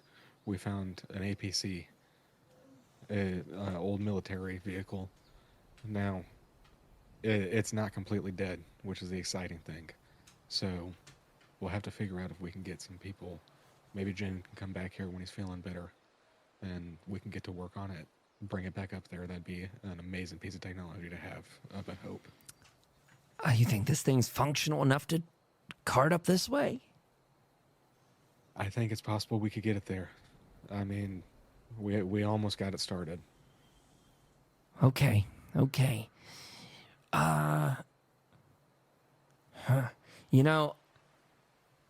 So your plans, you're going to Brahmin down. You guys are going to meet up, and you're coming back down later for the APC later. Lena might be interested in helping out, too. She's very into that sort of stuff. She might be able to help out as well, just to toss out a name. But it's all up to you, Sam. Whatever you think is best. She might go down with the caravan if you want. Most definitely. I was going to suggest maybe if she wants to take a look at it, by all means, we'll be at the Red Rocket waiting. Okay. Good plan, man. We'll see you then. I'll get this information relayed. If you need anything, or you got anything else to convey, let me know before this chatterbox gets back on the line. That'll be all, Tom. Hopefully we'll see you with a generator piece in hand soon. Yeah, sounds good. Over and out. Cool. I'm confused on the time because I'm bad with time. This is Kyle, the overseer, speaking and saying, we are at like 2 p.m. right now, about. It'll take you guys, we say 4 hours to get up to the radio tower from here. I need to look at the map. I'm the guy that should know, but but honestly, with Mac's perk that she has, which is a very good one, my brain gets all kinds of like, I start to lose track of like, what's the original distance? I think what I'll do is make us a map that has some like map key sort of distances attached to the roads. That way we can just flip over to that tactical map pretty quickly in the future so that my brain's not mush. Not that timing is super important in this game. We play pretty flexibly. But looking at going from Rusty's, I always think 2, 4, 6, 8, 10, 12 with Max. So 2, 4. I think it takes about 6 hours from Rusty's to get to the top of the hill, the radio station. It's a decent path up there. I think last time with the Wendigo, you guys trekked out about 4 hours. So that would be correct because the Wendigo was closer. So about a 6-hour trip up the mountain is what you're looking at ahead of you, if that's good for you too. That works. So it'd be 6 there, 6 back. Yeah. And then how many back to the Red Rocket? Okay. So 6... So we're adding 6 to go up there, which will put us about 7 p.m. And then another 6 on top of that. So 7, 8, 9, 10, 11, 12. 1. what do we say? So to get the whole way back down to Rusty's, 6 hours back. Oh, wait, that's calculated in. So to go from Rusty's to there, I think we say that's about 4 hours on that road. So the time is 6 plus 6 plus 4. We'll get you there. 16 hours? I think you're looking at about 16 hours of travel. That sounds good, and then we can just chill for... I mean, we'll probably talk to Modus for a little bit. Yeah. I don't know.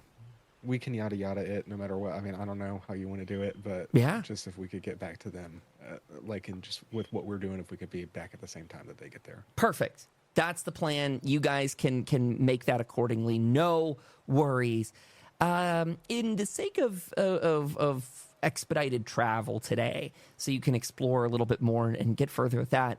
We'll continue with Raven having cleared sort of the check for the travel earlier. She's very specced into clearing the path, if you will. She's got a very good traveler's sense to her.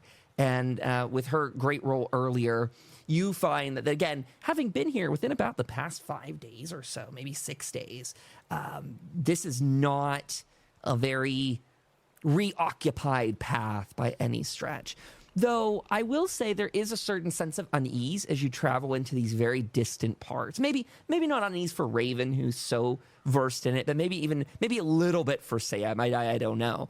It's just that these are the parts that are the most distant. If you needed anything, help or otherwise, you're just far from the beaten path. For our people at home, they are traveling again from Rusty's farm on the map over eastwards towards the radio tower, which just takes them up in more precarious areas. I'm going to put a map ping right here. That is the area of the Wendigos cave. It was a little bit off to the side there. I need to get that set up in our next map that I'll upload. But yeah, you make your way up to the tower. I will pop that up on the screen so people can kind of see what this looks like. Raven, I'm assuming you're kind of leading just maybe a little bit in this trek, always just seeing a little over the horizon. And as you make your way up, a familiar sight comes into view. Whoops, let's see if it'll move it for us. There we go. And this time you are coming up the road, I'm guessing here, which will put you all in this sort of corner. Coming up that driveway path. I guess I can get rid of Mr. Handy and Amelia. They're not here. And neither is Jim. Jim! Goodbye, Jim. So as you get here, this is the radio tower they inspected before. I think this actually was earlier than our Let's Play began on YouTube. I think it preceded it by a week. So the area was occupied with a couple booby traps and turrets, which they had neutralized. The one large notable thing was that you guys had, I believe, blown a hole in the wall. That there was this crack, and I want to say that was destroyed maybe with a grenade. But a hole was formed, and that was how you were going in and out.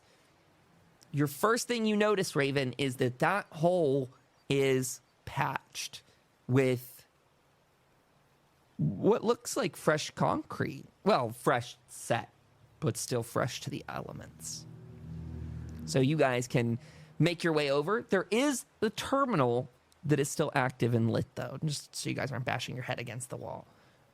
And if you want to try... Sam, the tower, we made it. The hole is gone. How do we get in?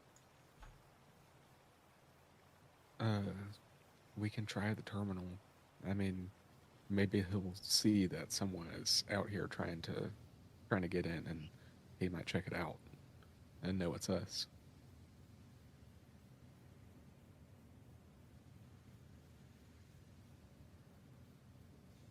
You go up to the terminal. It has a simple, like a standby screen style message on it. Open prompt if you want to write anything in there. Very nondescript message on the front. If anything, overly nondescript.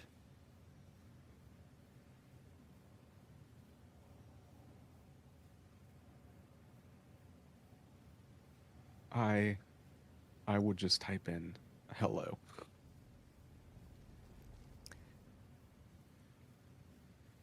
You have that moment where you wait and wait. And right before you're ready to look over your shoulder to Raven as if it didn't work, a simple hello pops back on the screen. I will type in, if you're reaching me, Modus, this is Sam Houston, and hit enter. You wait just a moment longer as the door depressurizes almost, having not opened the last time you were here. A little less of a depressurization as it is dust, debris kind of coming off of it as it opens outwards towards you, very much in the style of like a heavy cement blast door. Well enough on hinges that, you know, people could easily do this should they need to open it manually, that is to say. But again, keeping with its bunker style, now it is popped open for you to enter in. I wearily take a few steps in. As you do, you hear over the speakers in here, Samuel, welcome. I did not expect to see you so soon. Hello, Modus. Something came up, and I thought I could come and, if you were willing, collect a favor from earlier. I would be delighted to be of assistance. I see Raven is still alive and well. That pleases me. What service could I yield for you today? I reach into my bag and I pull out the vial of the donut sample that I've got, and I pull out the blood sample that I took. And I tell him, we found this inside Hope. It's some sort of pre-war, just food paste, but it's causing severe symptoms in anyone who's eating it. It's almost like a rapid ghoulification, feral ghoulification, but it's slightly different. I mean, the skin doesn't fall off the same. It's turning their veins pink. It's making them irrational and angry, much like feral ghoulification. But we can't get to the bottom of it, and a lot of people have been eating it. And if there's more of it out in the wasteland, we want to try to cure it. I'm not sure how I can be of assistance to you in such an endeavor. You wish me to analyze these samples for you?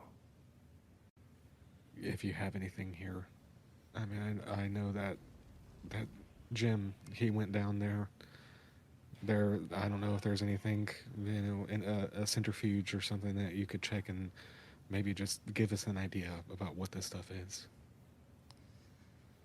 This facility is ill-equipped compared to my previous locations. I have only recently been able to allocate resources to re-enabling this bunker. It is not nearly as equipped as a full vault shelter. But there may be some scavengeable parts if you're interested. My companions here have been helping me clear out various dilapidated sections, areas that were no longer accessible. If you're interested in taking a tour of the facility, my resources are always available to you. We are also looking for a microscope, but let me ask you something. So, do you think a vault would have something like that we could use? Most vaults that I am aware of do contain laboratories, some larger than others, most with at minimum a medical bay, and most stocked with a reasonable supply of pre-war technology. Again, some vaults have reputations of larger medical experimentation. This facility here can replicate items. Fabrication is possible. Something like a microscope is possible.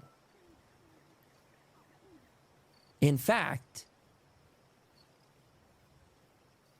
I am detecting we have one microscope in storage in our server room. If you would like to retrieve it, the option, the door, awaits you. That would be much appreciated. And the information that you give us might just help us anyway. I turn to Mac and I say, luckily we did just meet a vault dweller.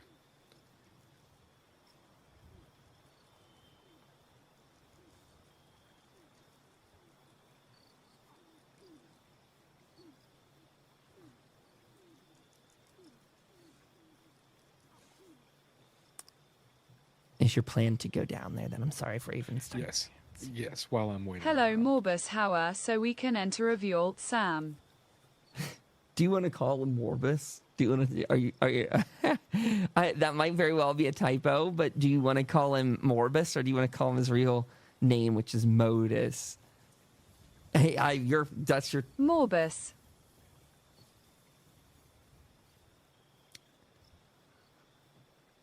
How does Modus respond?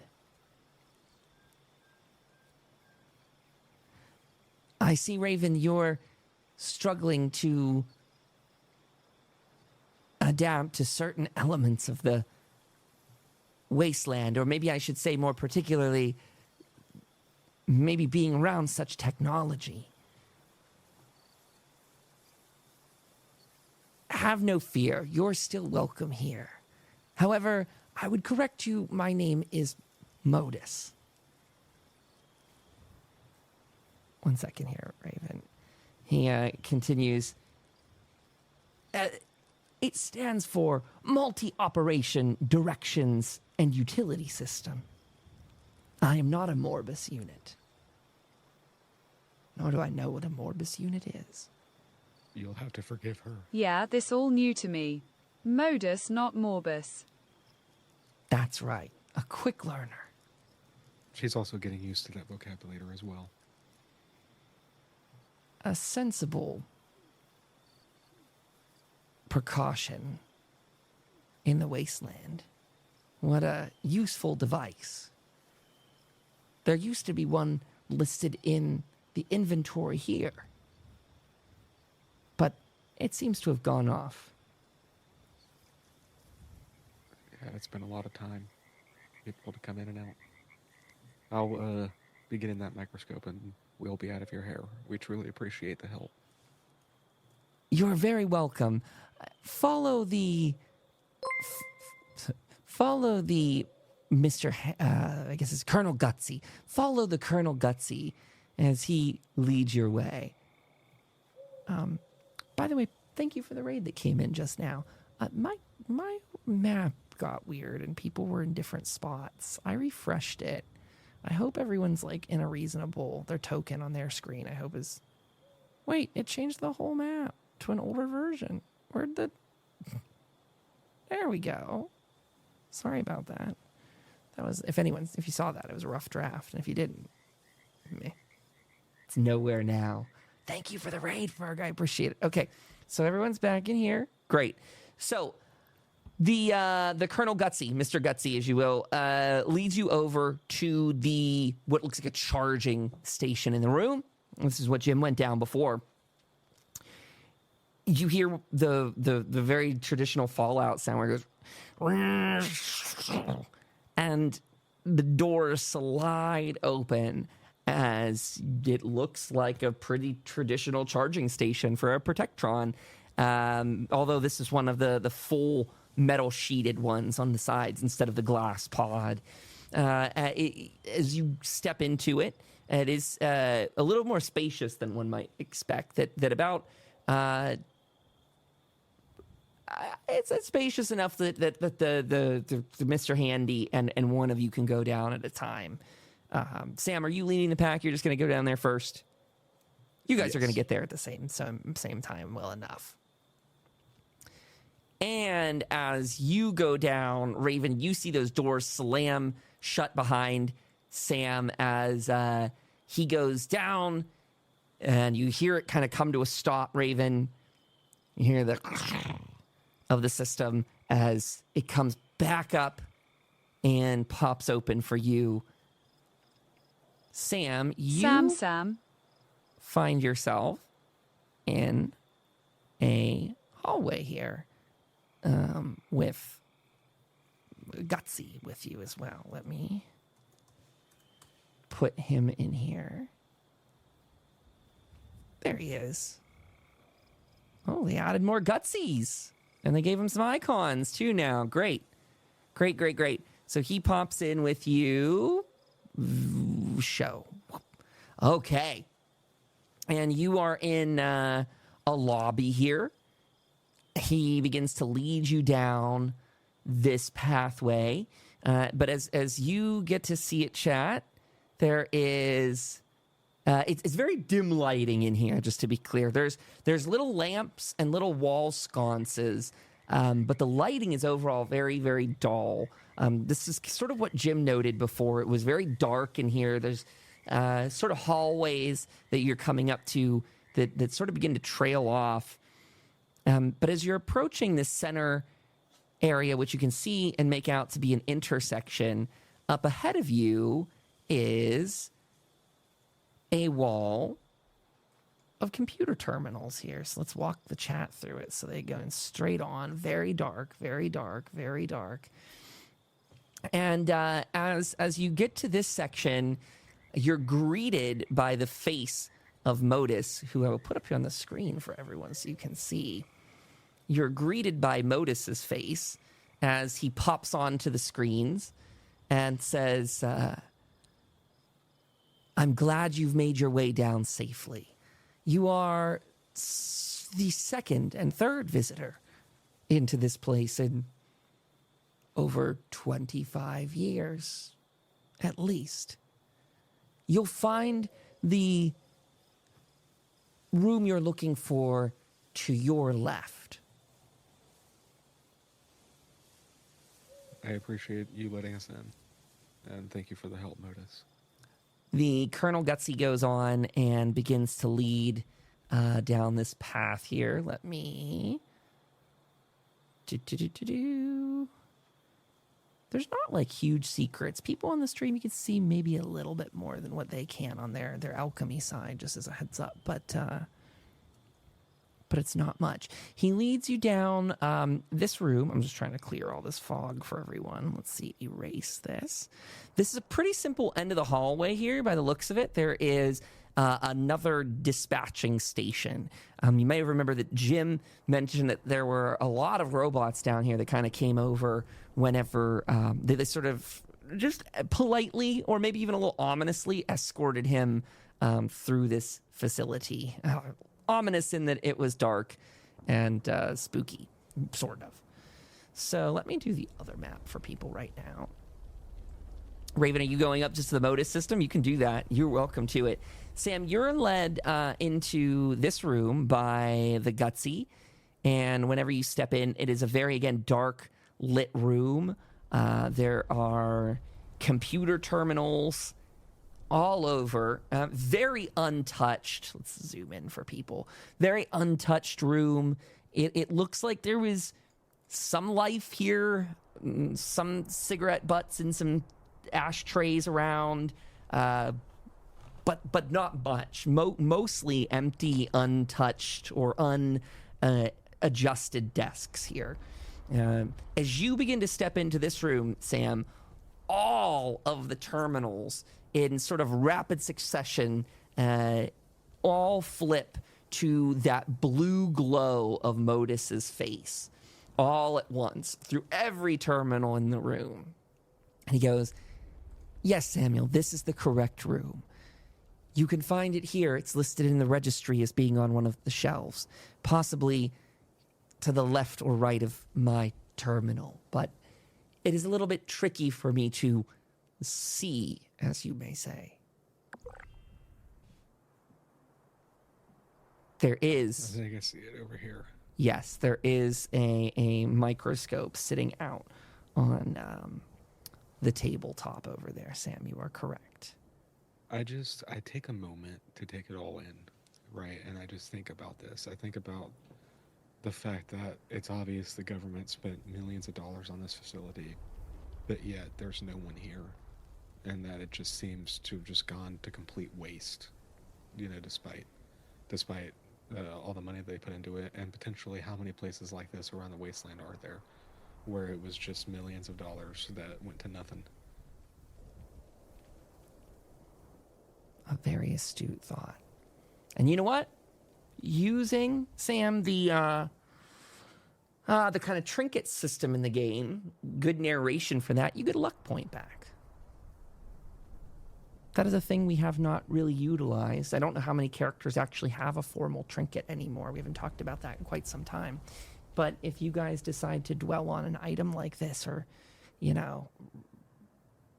have a moment for yourself lore-wise, you can get a luck point back for yourselves. So, I grab the microscope and I say my final thank yous to Modus, and I try to meet back up with Raven. Very good, he says. I'm glad you've got what you came here for, Sam. If you need, there is another room with other fabrication abilities should you need any sustenance before your journey. Oh, well, we'll have to look at it. I much appreciate that. Thank you so much. Always here to help. Will the Gutsy guide me there? Yeah, it is just straight across the way here that he leads you to a fabrication room, which is basically a big old workshop, and it's got food dispensers. It's got a working Nuka-Cola machine in the corner. As you look around, I think probably, if anything, Sam's mind is maybe a bit taken aback by how much pre-war splendor just sits in the equivalent of a storeroom, a spare room. There are shelves stocked with tools. There are boxes of Abraxo, of glue, of all kinds of goodies, tape.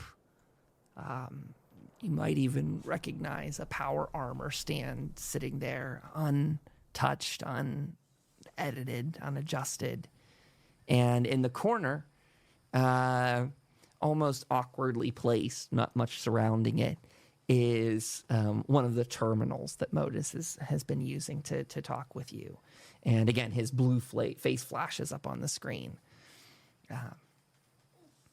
As I've mentioned before, Samuel, we have the ability here to furnish quite a good amount of supplies, though this facility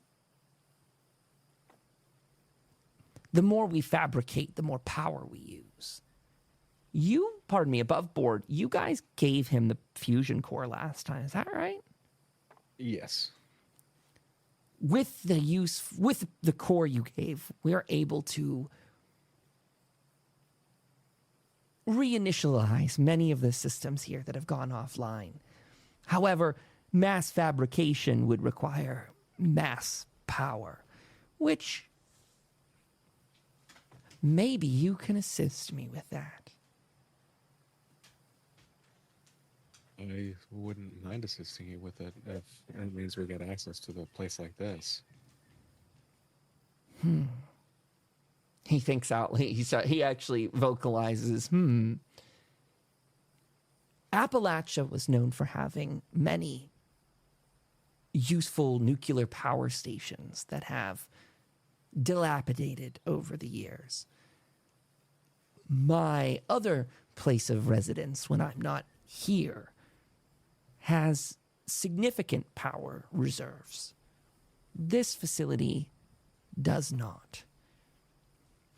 Your question about vaults earlier, many of them have fusion reactors at a large scale. This facility features one large fusion reactor upstairs that you passed by to come here, but only one additional unit for below. And when it comes to fabrication, that is a significant draw. Too much for what limited resources they had. Clearly, this place was not completed in its entirety. And that leaves me slightly annoyed with the limitations of what I can yield. I know of a Poseidon energy plant. I've seen it on the map quite a ways down south here. I think it's near what people around here call the ash heap. Is there any way that we could connect that to you? Or even other parts of the wasteland? As you propose this idea, Sam, his face on the screen changes. For those watching at home, you can see it pulled up here on the side. He goes from a neutral face that he's been talking with to a wide grin, what almost looks a little monstrous in its artificial smile. Well, Samuel, that would be quite the advantageous move, quite the adventure. You know, I've helped route some of your friends' calls through this station.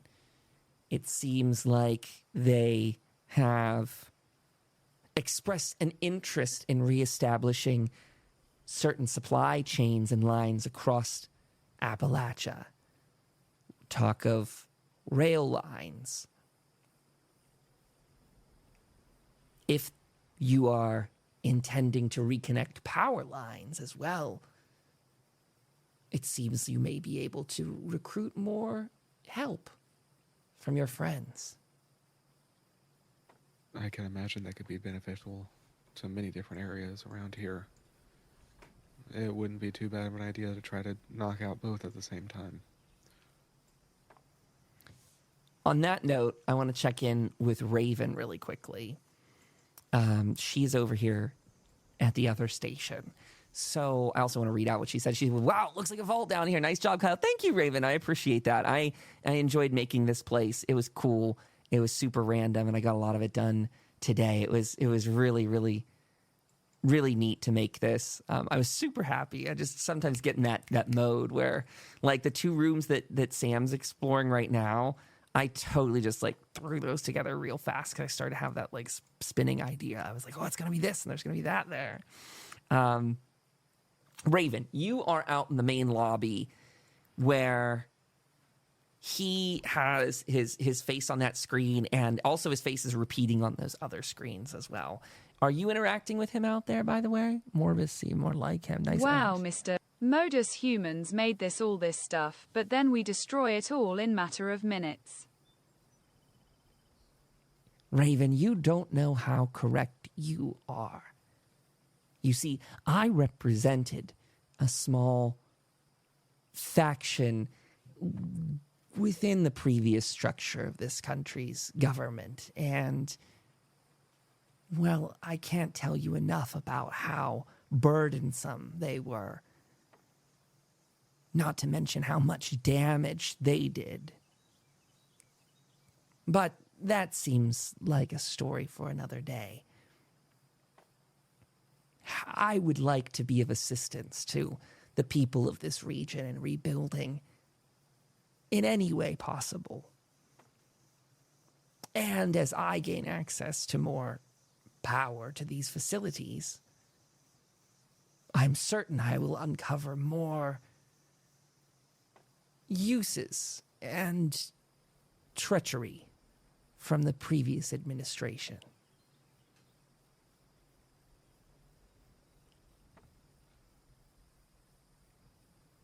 Yeah, it seems sad best to help the ones that live now. Well, that's what we're trying to do after all, isn't it? If you need any resources, I would be happy to send you with anything on your way. Raven, I actually will give you, and Sam, you can have this too. I just want to put it out there. If you want to try to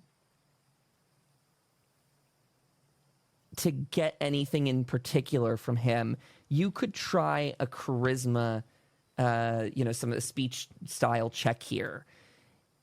One thing I want to put on the table from him, and this is a big one. He will add a mod to potentially one of you each, but it would be a high level skill check to convince him to do that. But I want to float that idea out there since we haven't really messed around with mods yet. He could do things like that, or he could simply fabricate you other supplies. But I guess what I'm trying to outline is he is in this giving mood, but based on what power and resources he has, the higher the ask, the higher the skill check. So, and I'll kind of math that out in my mind, if that makes sense, just on the fly. But to throw it out there, he would mod weapons or gear. And he could also part with other supplies that you can either eyeball on the map or things you think he could reasonably fabricate. He doesn't fully know either, to be fair. Neither does Kyle, the GM. So we'll all kind of suss it out based on what sort of things you might want, if any at all. But the option stands. Ferg, thank you. I'm just checking out some of the mods that exist. Sure. Max says I can spin. You want to do a roll to see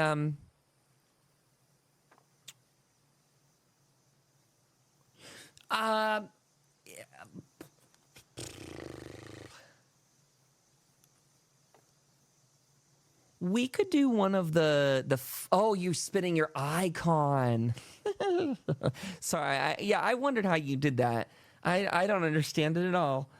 Sorry, I thought you meant rolling your dice. What I was going to say is one of the ways we could simply do this is that you could roll any, just without a difficulty.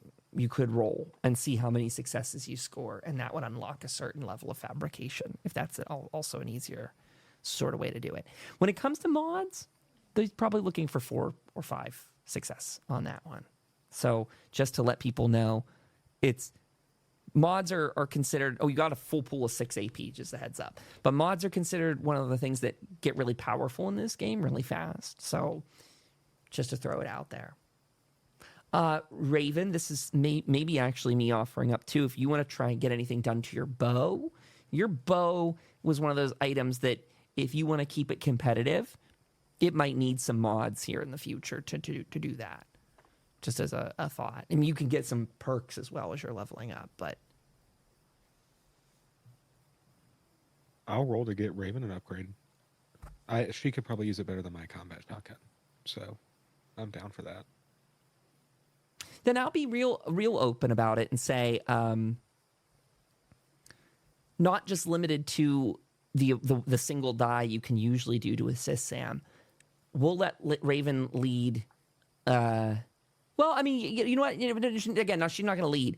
You can both do the complete version of a test, especially considering you were sort of talking to two different Modus terminals.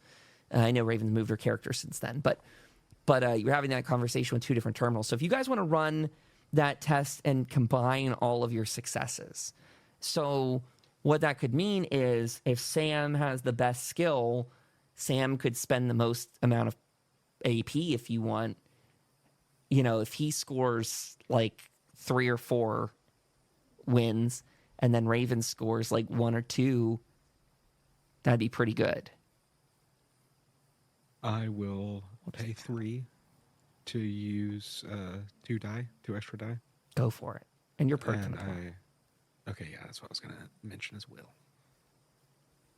Great. 3 successes right off the bat. That's really awesome. That's really great. Sam could use, you just regained a luck point if you want to throw that in. But you know what I'm going to do? I'm going to require you to decide what you want to do first, adjacent of Raven doing this. So before she rolls, before you know, because you're sort of, the way I'm headcanoning this thing is I see you both talking to 2 separate terminals, like at the same exact time. She's in the lobby and you're in this room. Raven, I'm moving your token back. Yeah, good, thank you. Yeah, she's in the lobby, you're in this room. You know, you're both getting sort of this option about like, hey, I can, do this fabrication for you. So, Sam, you just have to decide whether or not you want to use luck before it goes back to Raven. For Raven, you could add 2 extra points to your 2 extra dice to your roll based on your AP pool. Did I use my perk to reroll that 18? Yeah, absolutely.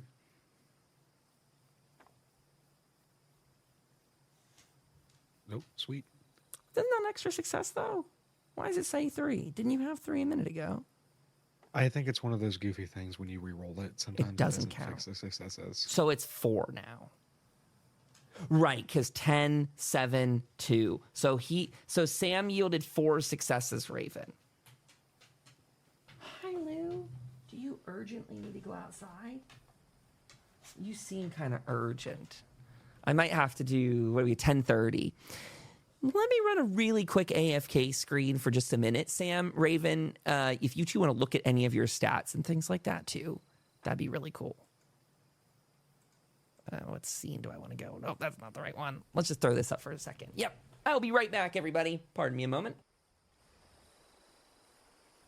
Sam and Raven, your mics are still live well enough, so if you want to talk to them at all, you're welcome to.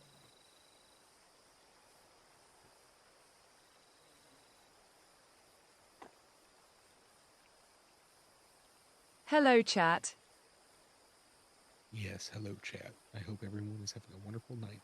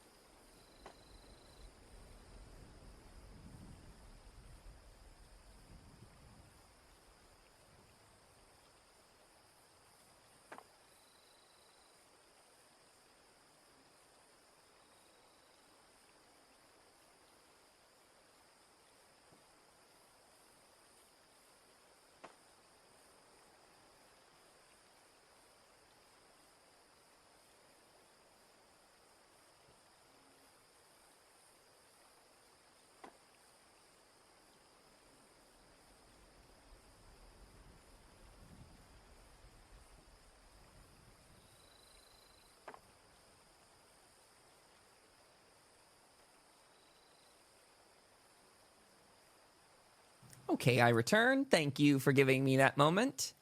Doggo is in the house now. Okay, so Sam, you got 4 successes. Raven, you can roll yourself a speech and charisma check too. Are you going to spend your spend? Whoa! Okay, great. That was a good spend then. Okay. Right, because she does not have a very strong charisma skill, huh? So great dice spend. You did get 5 out of 5 on your setup there.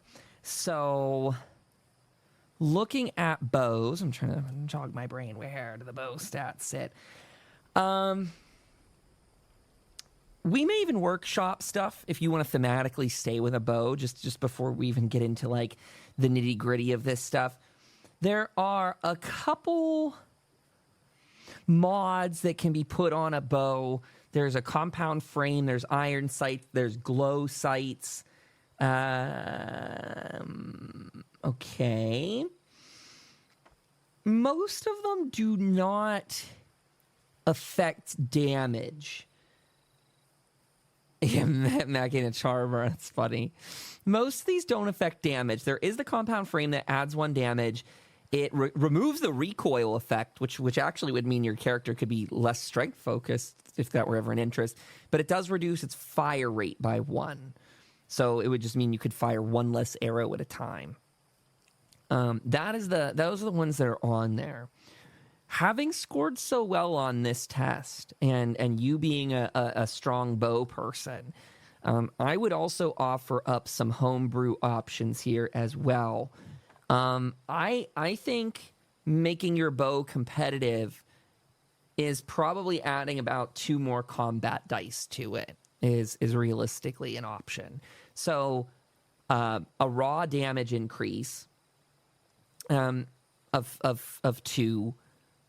You might be interested in that frame. So what we could do is you could swap to that frame. You'd fire 1 less arrow, but we'll actually give you. And pardon me, I don't know what I'm going to do on the math here. Can you roll an attack right now from your bow, Raven, just so I can be familiarized with its stats and damage? I forget how many it rolls right now. I think it's like 3 or 4.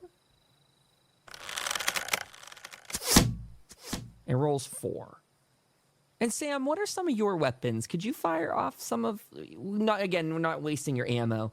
No one's actually firing here. But what's one of yours? Because your shotgun's a lot. Yes, but it also adds some damage from my perks. I think 1 is from a perk, so it might be 5. Gotcha. And I think Raven's in a similar case already with hers, where hers adds. She's got 1 buffed in there as well. So Raven, there is the option here. You could do the compound bow frame. It'll add 1 more combat dice to your thing. It will remove the recoil effect, which doesn't affect you already unless you choose to lower your strength in the future, which would be an option. It'll lower your fire rate by 1. I have the notion, though, and I want to, again, just toss this out there to you, whether it's this upgrade or a later one, I think it would be cool if you could edit your bow to make it more effective in short range as well as long. Like there's one where you can increase your range by a step. These bow upgrades don't exactly impress me as they are written in the book, respectfully, that they're just not huge. There is the glow sights. It increases your range by 1 step, and you gain the accurate effect. See what accurate does. I shouldn't have done it the way I just did it. Let me search it in here. So we can kind of workshop a little bit of this out of game too. If you take the aim minor action before attacking with an accurate weapon, you may spend up to 3 AP to add 1 combat dice per AP spent to the attack's damage. If you gain damage in this way, you may not spend ammunition for extra damage. A weapon cannot be both accurate and inaccurate. Whoa! So if Raven, just to throw out there that if you put that one on your bow, let me go back to the bow for a second. That's actually really powerful. That makes it like a melee weapon where you can start to add extras. Plus, Mac, you can also get extra archer perks too that will add more combat dice to your attacks. Just a heads up there too. So maybe we could potentially shelve this conversation for later if you want, or you could jump on any of them that exist. I'll send a screenshot that's right here for you. These exist, but I would also be, again, open to workshopping some others, like a range shortener, or even adding maybe an extra combat die of damage upon it. Though, if you take the compound bow mod, that actually pairs really well with glow sights in the future, because glow sights mean you can't use a fire rate. You can't send any extra arrows sailing. So those two in combination, compound frame and glow sights, are pretty nice.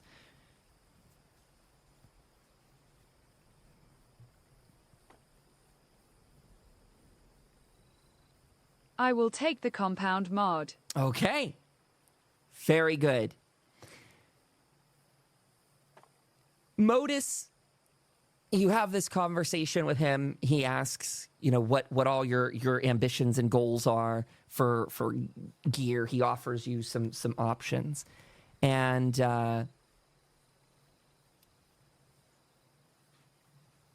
as you gesture towards your bow, sort of slung over your back, Modus goes, "Ah, yes, that is probably difficult for you to slay monsters with in such dangerous and precarious times. If you were to allow," and at this time you see that the one of the Colonel Gutsies comes up behind you.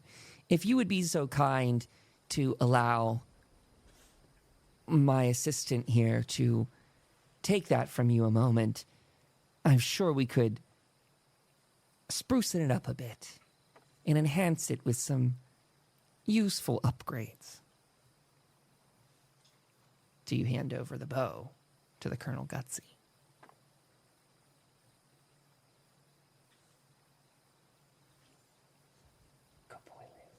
Sure, Mr. Modus.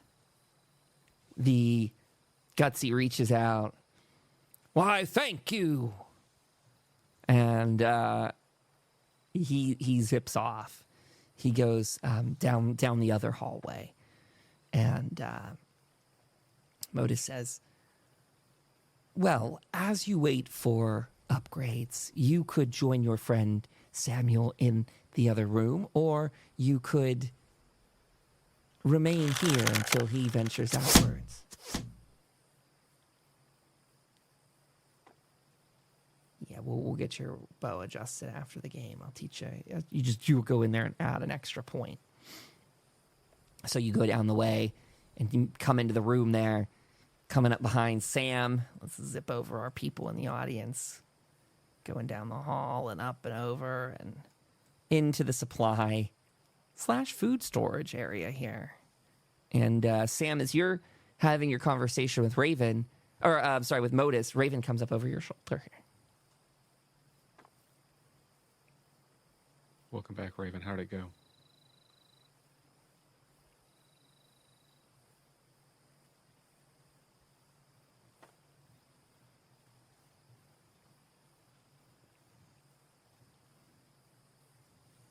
Good. Modus is fixing my bow. Oh, that's awesome. Fantastic.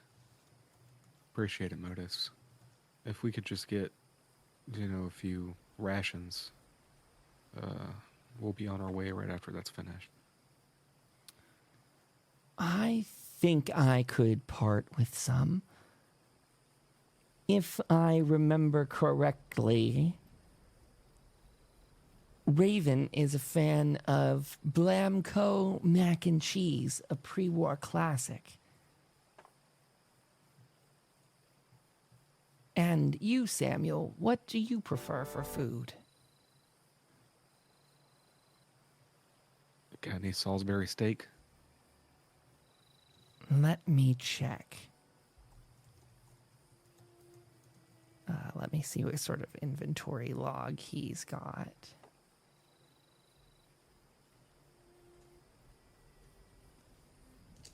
Sorry, just rolling some dice here. Just to see what he has on hand. Okay.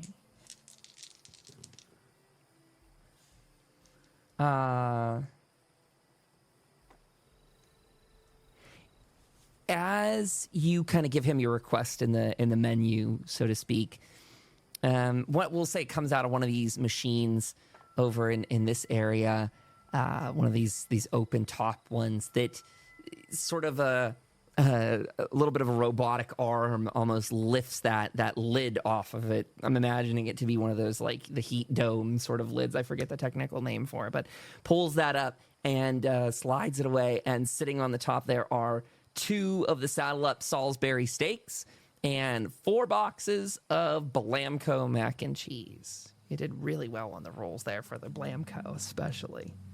Fantastic. So 2 Salisbury steak, 4 Blamco. If you need any water to rehydrate your sustenance, there's water at those taps as well. Thank you, Modus. Certainly. Anything I can do. This gives me a purpose, something to occupy my time. Also, Well, whenever you decide to pursue the power plant further, if you are able to give me some notice, there is a likelihood that I could further facilitate your journey, though it will be long and potentially deadly. More deadly than the rest of the wasteland. well, we will certainly keep it in mind. We have quite a few things to knock off the checklist, but I have a feeling that we'll be seeing you again sometime soon. Good. I hope you both will stay alive longer. And that our friendship should be lucrative and fruitful for both of us. One last question that I have for you, Samuel. When are your associates planning on rehabitating the upper portions of this facility? I have expended resources to repair the damage incurred on the wall from the last visit. Nothing more than a structural destruction. But if you are planning on having people here, I would be interested so that I know when to open my doors to them and what areas they may want to access. Once I get back to Hope, I'll mention it to Tom. We're having some trouble in the town right now, but after everything kind of settles down, I'm sure that they'll be able to send some people up this way. Good. It would be lovely to have these areas reoccupied again. And I'm sure it could be very beneficial for their expansion throughout the area.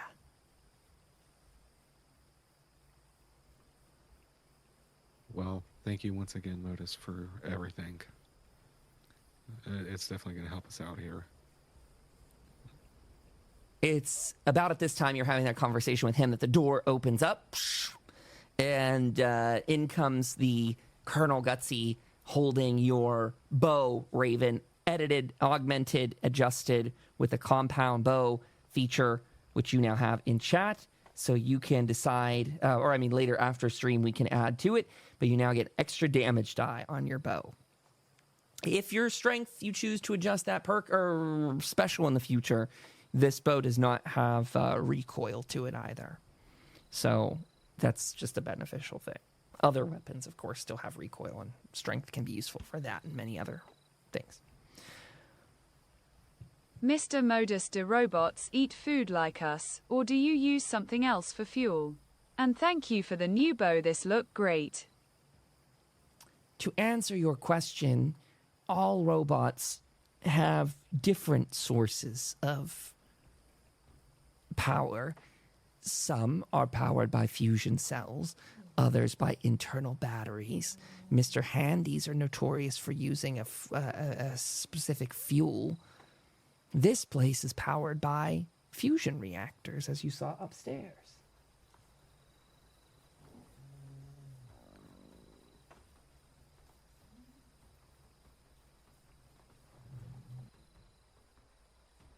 Well, if that answers your question, right, then I think we'll be headed on our way. Well, it was a lovely time seeing you both again.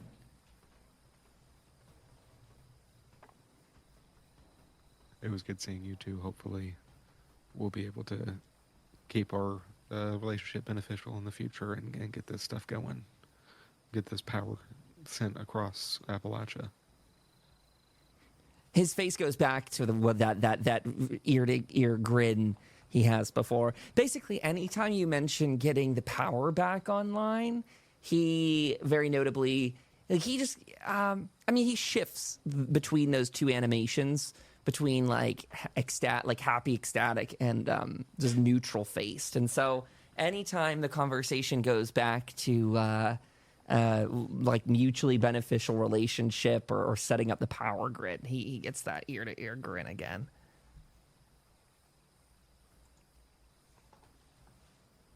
So don't feed Al mac and cheese.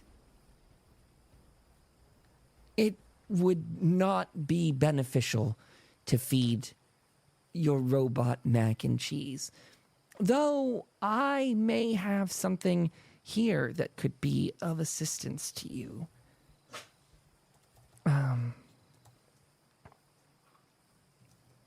He yields out of one of the dispensers that's in the room, 2 robot repair kits pop out as well. It is not wise to feed them food. However, you can use these to repair your robot when it's damaged. That's the great thing about pre-war robotics. Most damage can be repaired. I noticed you were very sentimental for your Mr. Handy unit last time. And that sentimentality confuses me, because it cannot die permanently unless you are to completely vaporize the frame. But even then, most Mr. Handy units are default factory settings. Any aberrations added to their personality are symptoms of their environment. I suppose the same is true for you as it is even for me.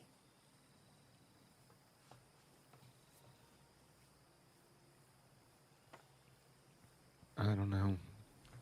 You know, they just kind of, it might be some type of programming within us. We got this little thing called empathy that just really, it drives us to consider even a machine as a friend. Friend. In my experience, words are a distraction. But I come from a different time and a different people. Things here, well, not here, but where I reside other than here, many people use the term friend, and they were just as quick to kill each other. So, I will leave that as one of life's mysteries for me to observe and dissect as time goes on.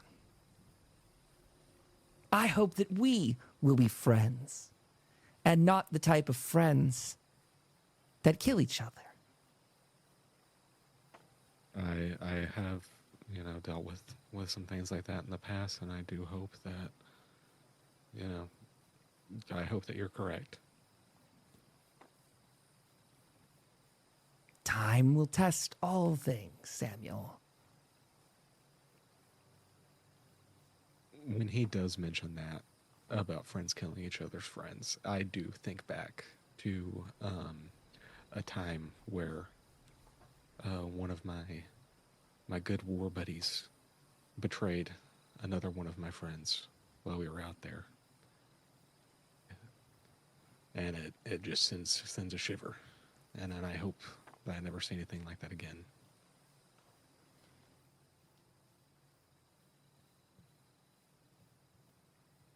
He just stares back at you vacantly, sort of waiting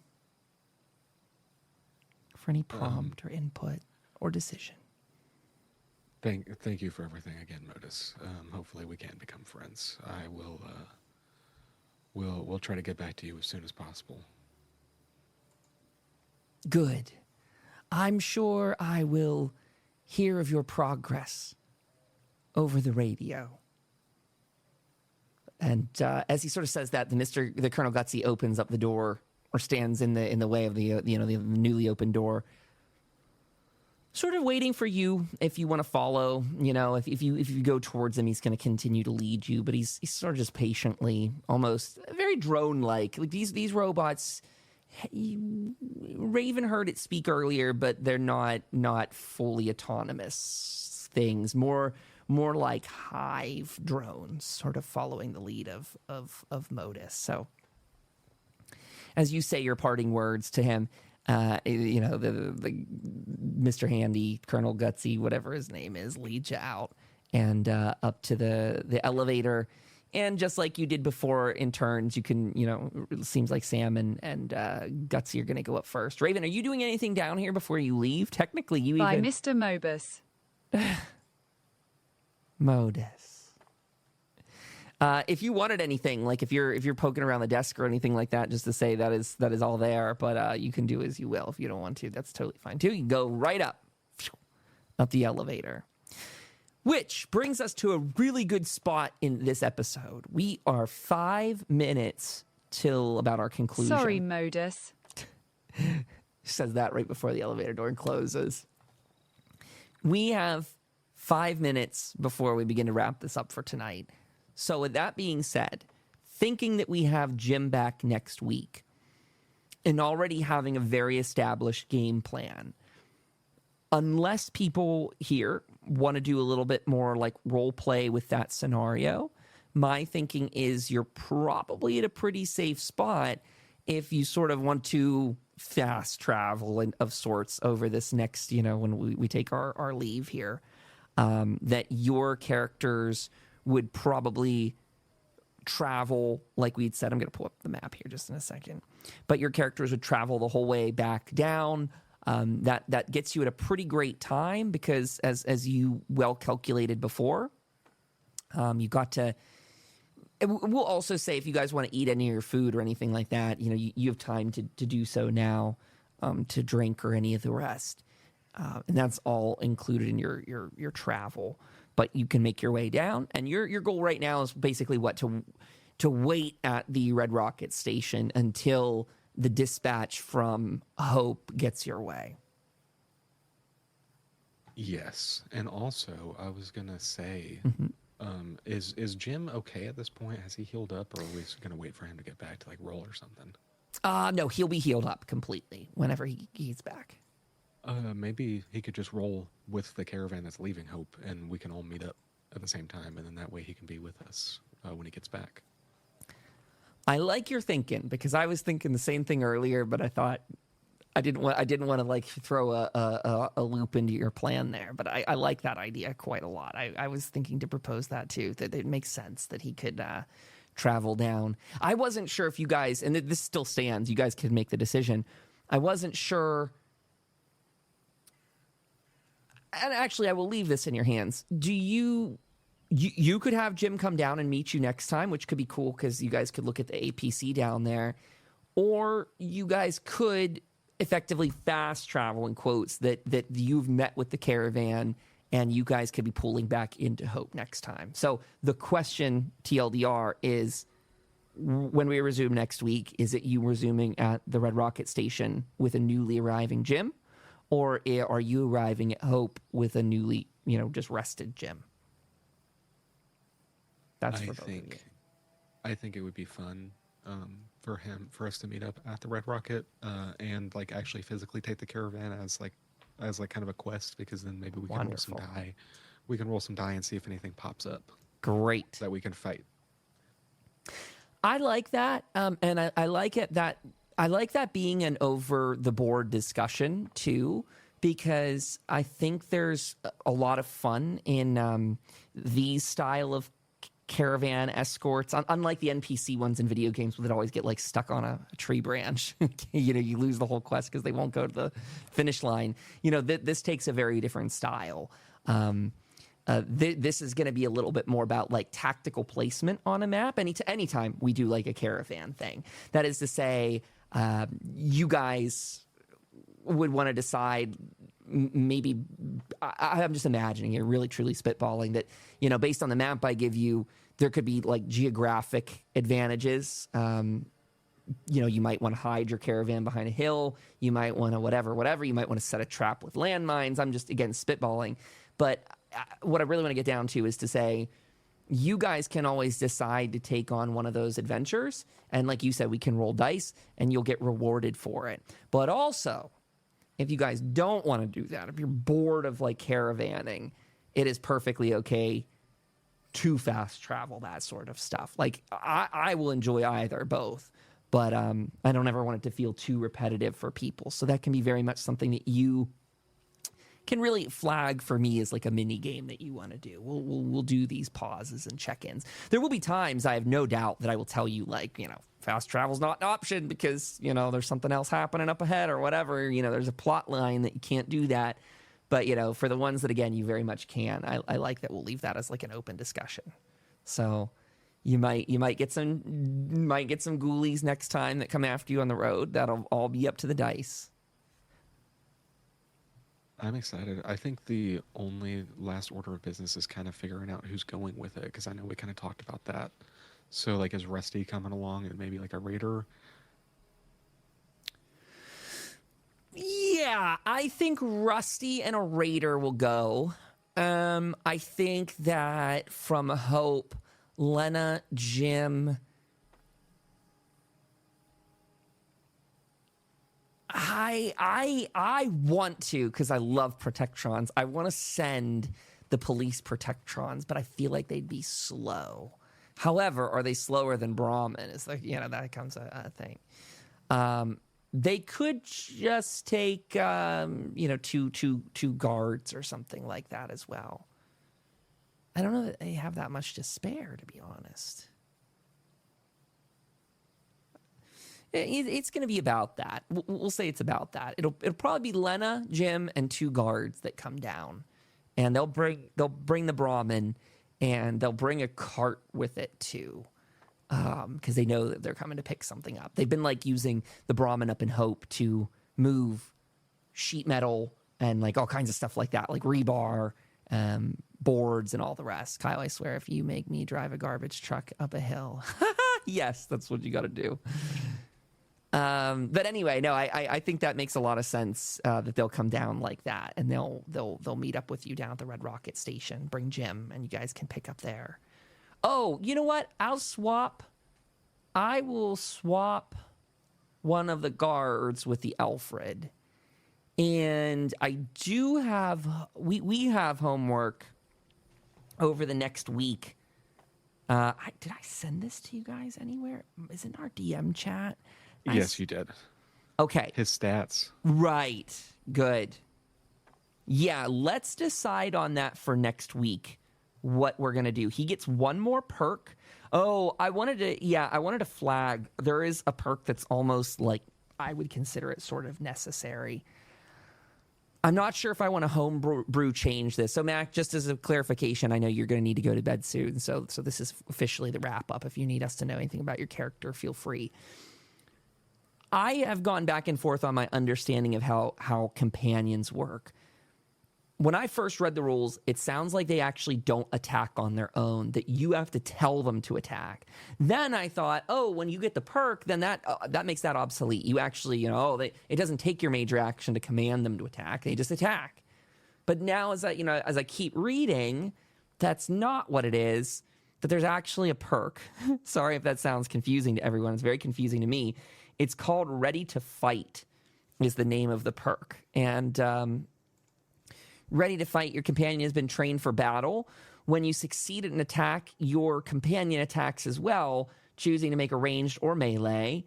The companion's attack hits automatically, but inflicts half the listed damage, rounded up to a minimum of 2 combat dice.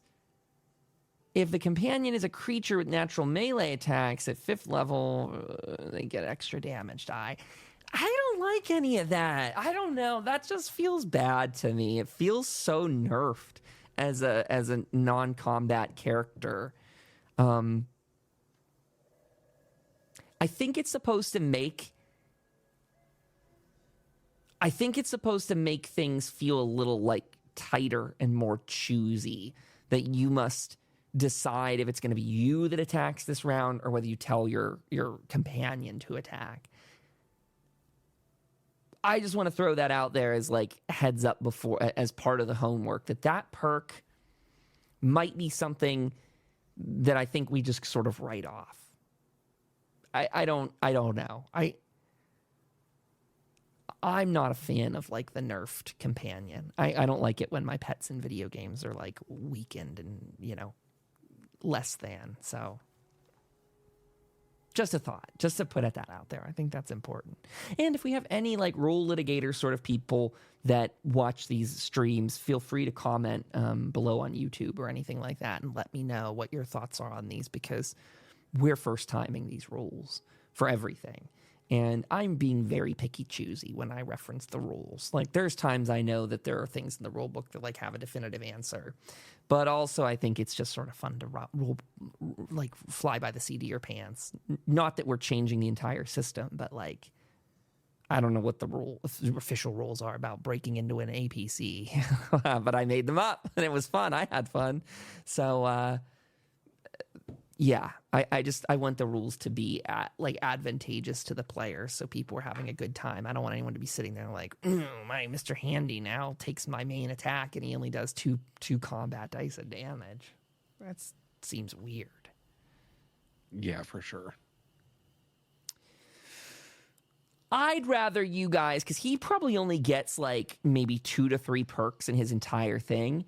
I'd rather you guys take something flavorful, and that's what seems to be the other ones. Like they seem cutesy, like, oh, that would be very situational. Well, this is teamwork. The companion has been trained to accept commands from more than a single owner. Each turn in combat, you may select a different ally within medium range. The companion assists that ally as if they're the companion's owner during the turn. No character can be assisted more than once. So yeah, he can like double assist people, or judge of character. The companion has a sense for people and has a strong reaction to anyone it regards as a threat. When your companion meets an NPC, you may spend 1 luck point to let the companion make a perception plus observation test. What's an observation test?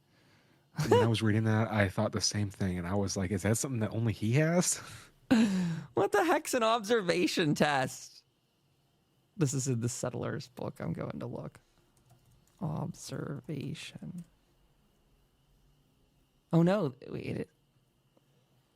Yeah, there's the one mention. That's the only mention of it. Typo! I guess they meant a perception and survival test, opposed by the NPC's charisma and survival immediately to judge whether the NPC is danger to companion. That's cool. I just gotta say, I think, again, flavor-wise, that would be fun. Max says we could mod him like the Fallout, like Ada. I don't know how that works, but yes. You can actually, there's a whole section in the Settler's Guide. You can recombobulate him if you would want. You can, at a robot workbench, which your town does not,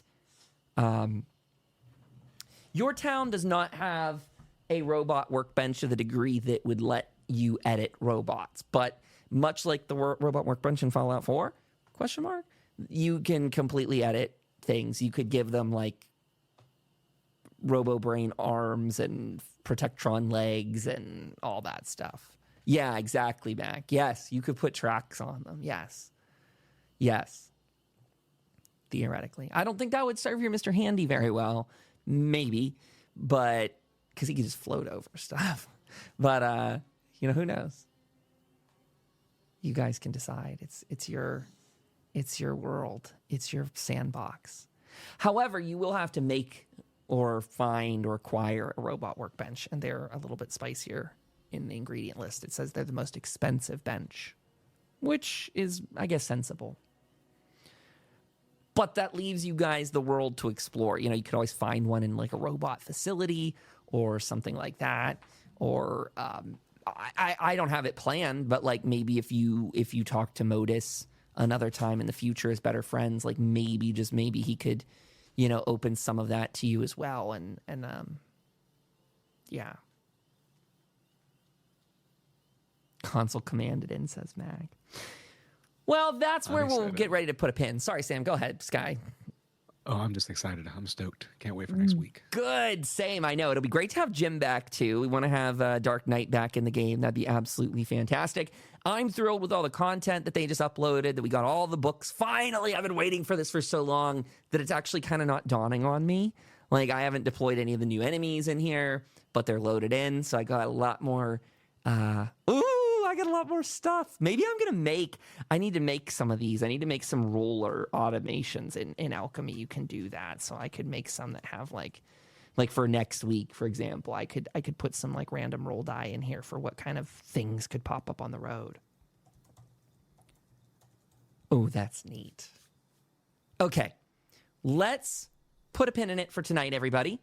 I want to thank everyone for coming out to the stream. We do this live on YouTube and Twitch on Sunday nights. We do the pre-show specifically on Twitch at 7:30 p.m. Eastern Time. Then we kick the main show off at 8 p.m. Eastern Time. And to all of you who watch this later on YouTube, I am blown away. The view count has been phenomenal. Thank you to everyone that's been coming through watching the YouTube shorts. And I know it might sound tacky or repetitive or all the other things, but truly, whenever you guys like, comment, subscribe, it actually matters. Like, it really does. I think YouTubers undersell it when they do their little spiel often. Like, it is the difference between the content being seen by anybody and nobody at all. It's kind of crazy like that. So, in fact, I'm usually the first person to like the thing that gets it going. Like, I see that it went live because I schedule it, and then I go, oh, like, and then I leave my comment under it, and then it gets into the algorithm. It's like it's waiting for that last, like, chef's kiss or something. Eventually, the algorithm will pick it all up on its own and do that. But just to see that we're getting like 400 to 600 views on the reels, I've been thinking about maybe doing some tutorial videos about, or review videos about some Fallout props, show off some of these books, take people on a little bit tour of the backside of the game. So if you're out there and interested in this is the Modifius Fallout 2D20 system. And I have been your overseer, Kyle, tonight. A big thank you to Skylar playing Sam and to Mac Raven playing Raven. We appreciate you all joining us. We will be back next week, same time, same place, same channel. Also see our Substack that has the podcasts. Overseer's log is up there. Get in on the extra details. And Overseer Kyle YouTube channel, brand new. Peace out, everyone. Good night, and stay safe in the wasteland.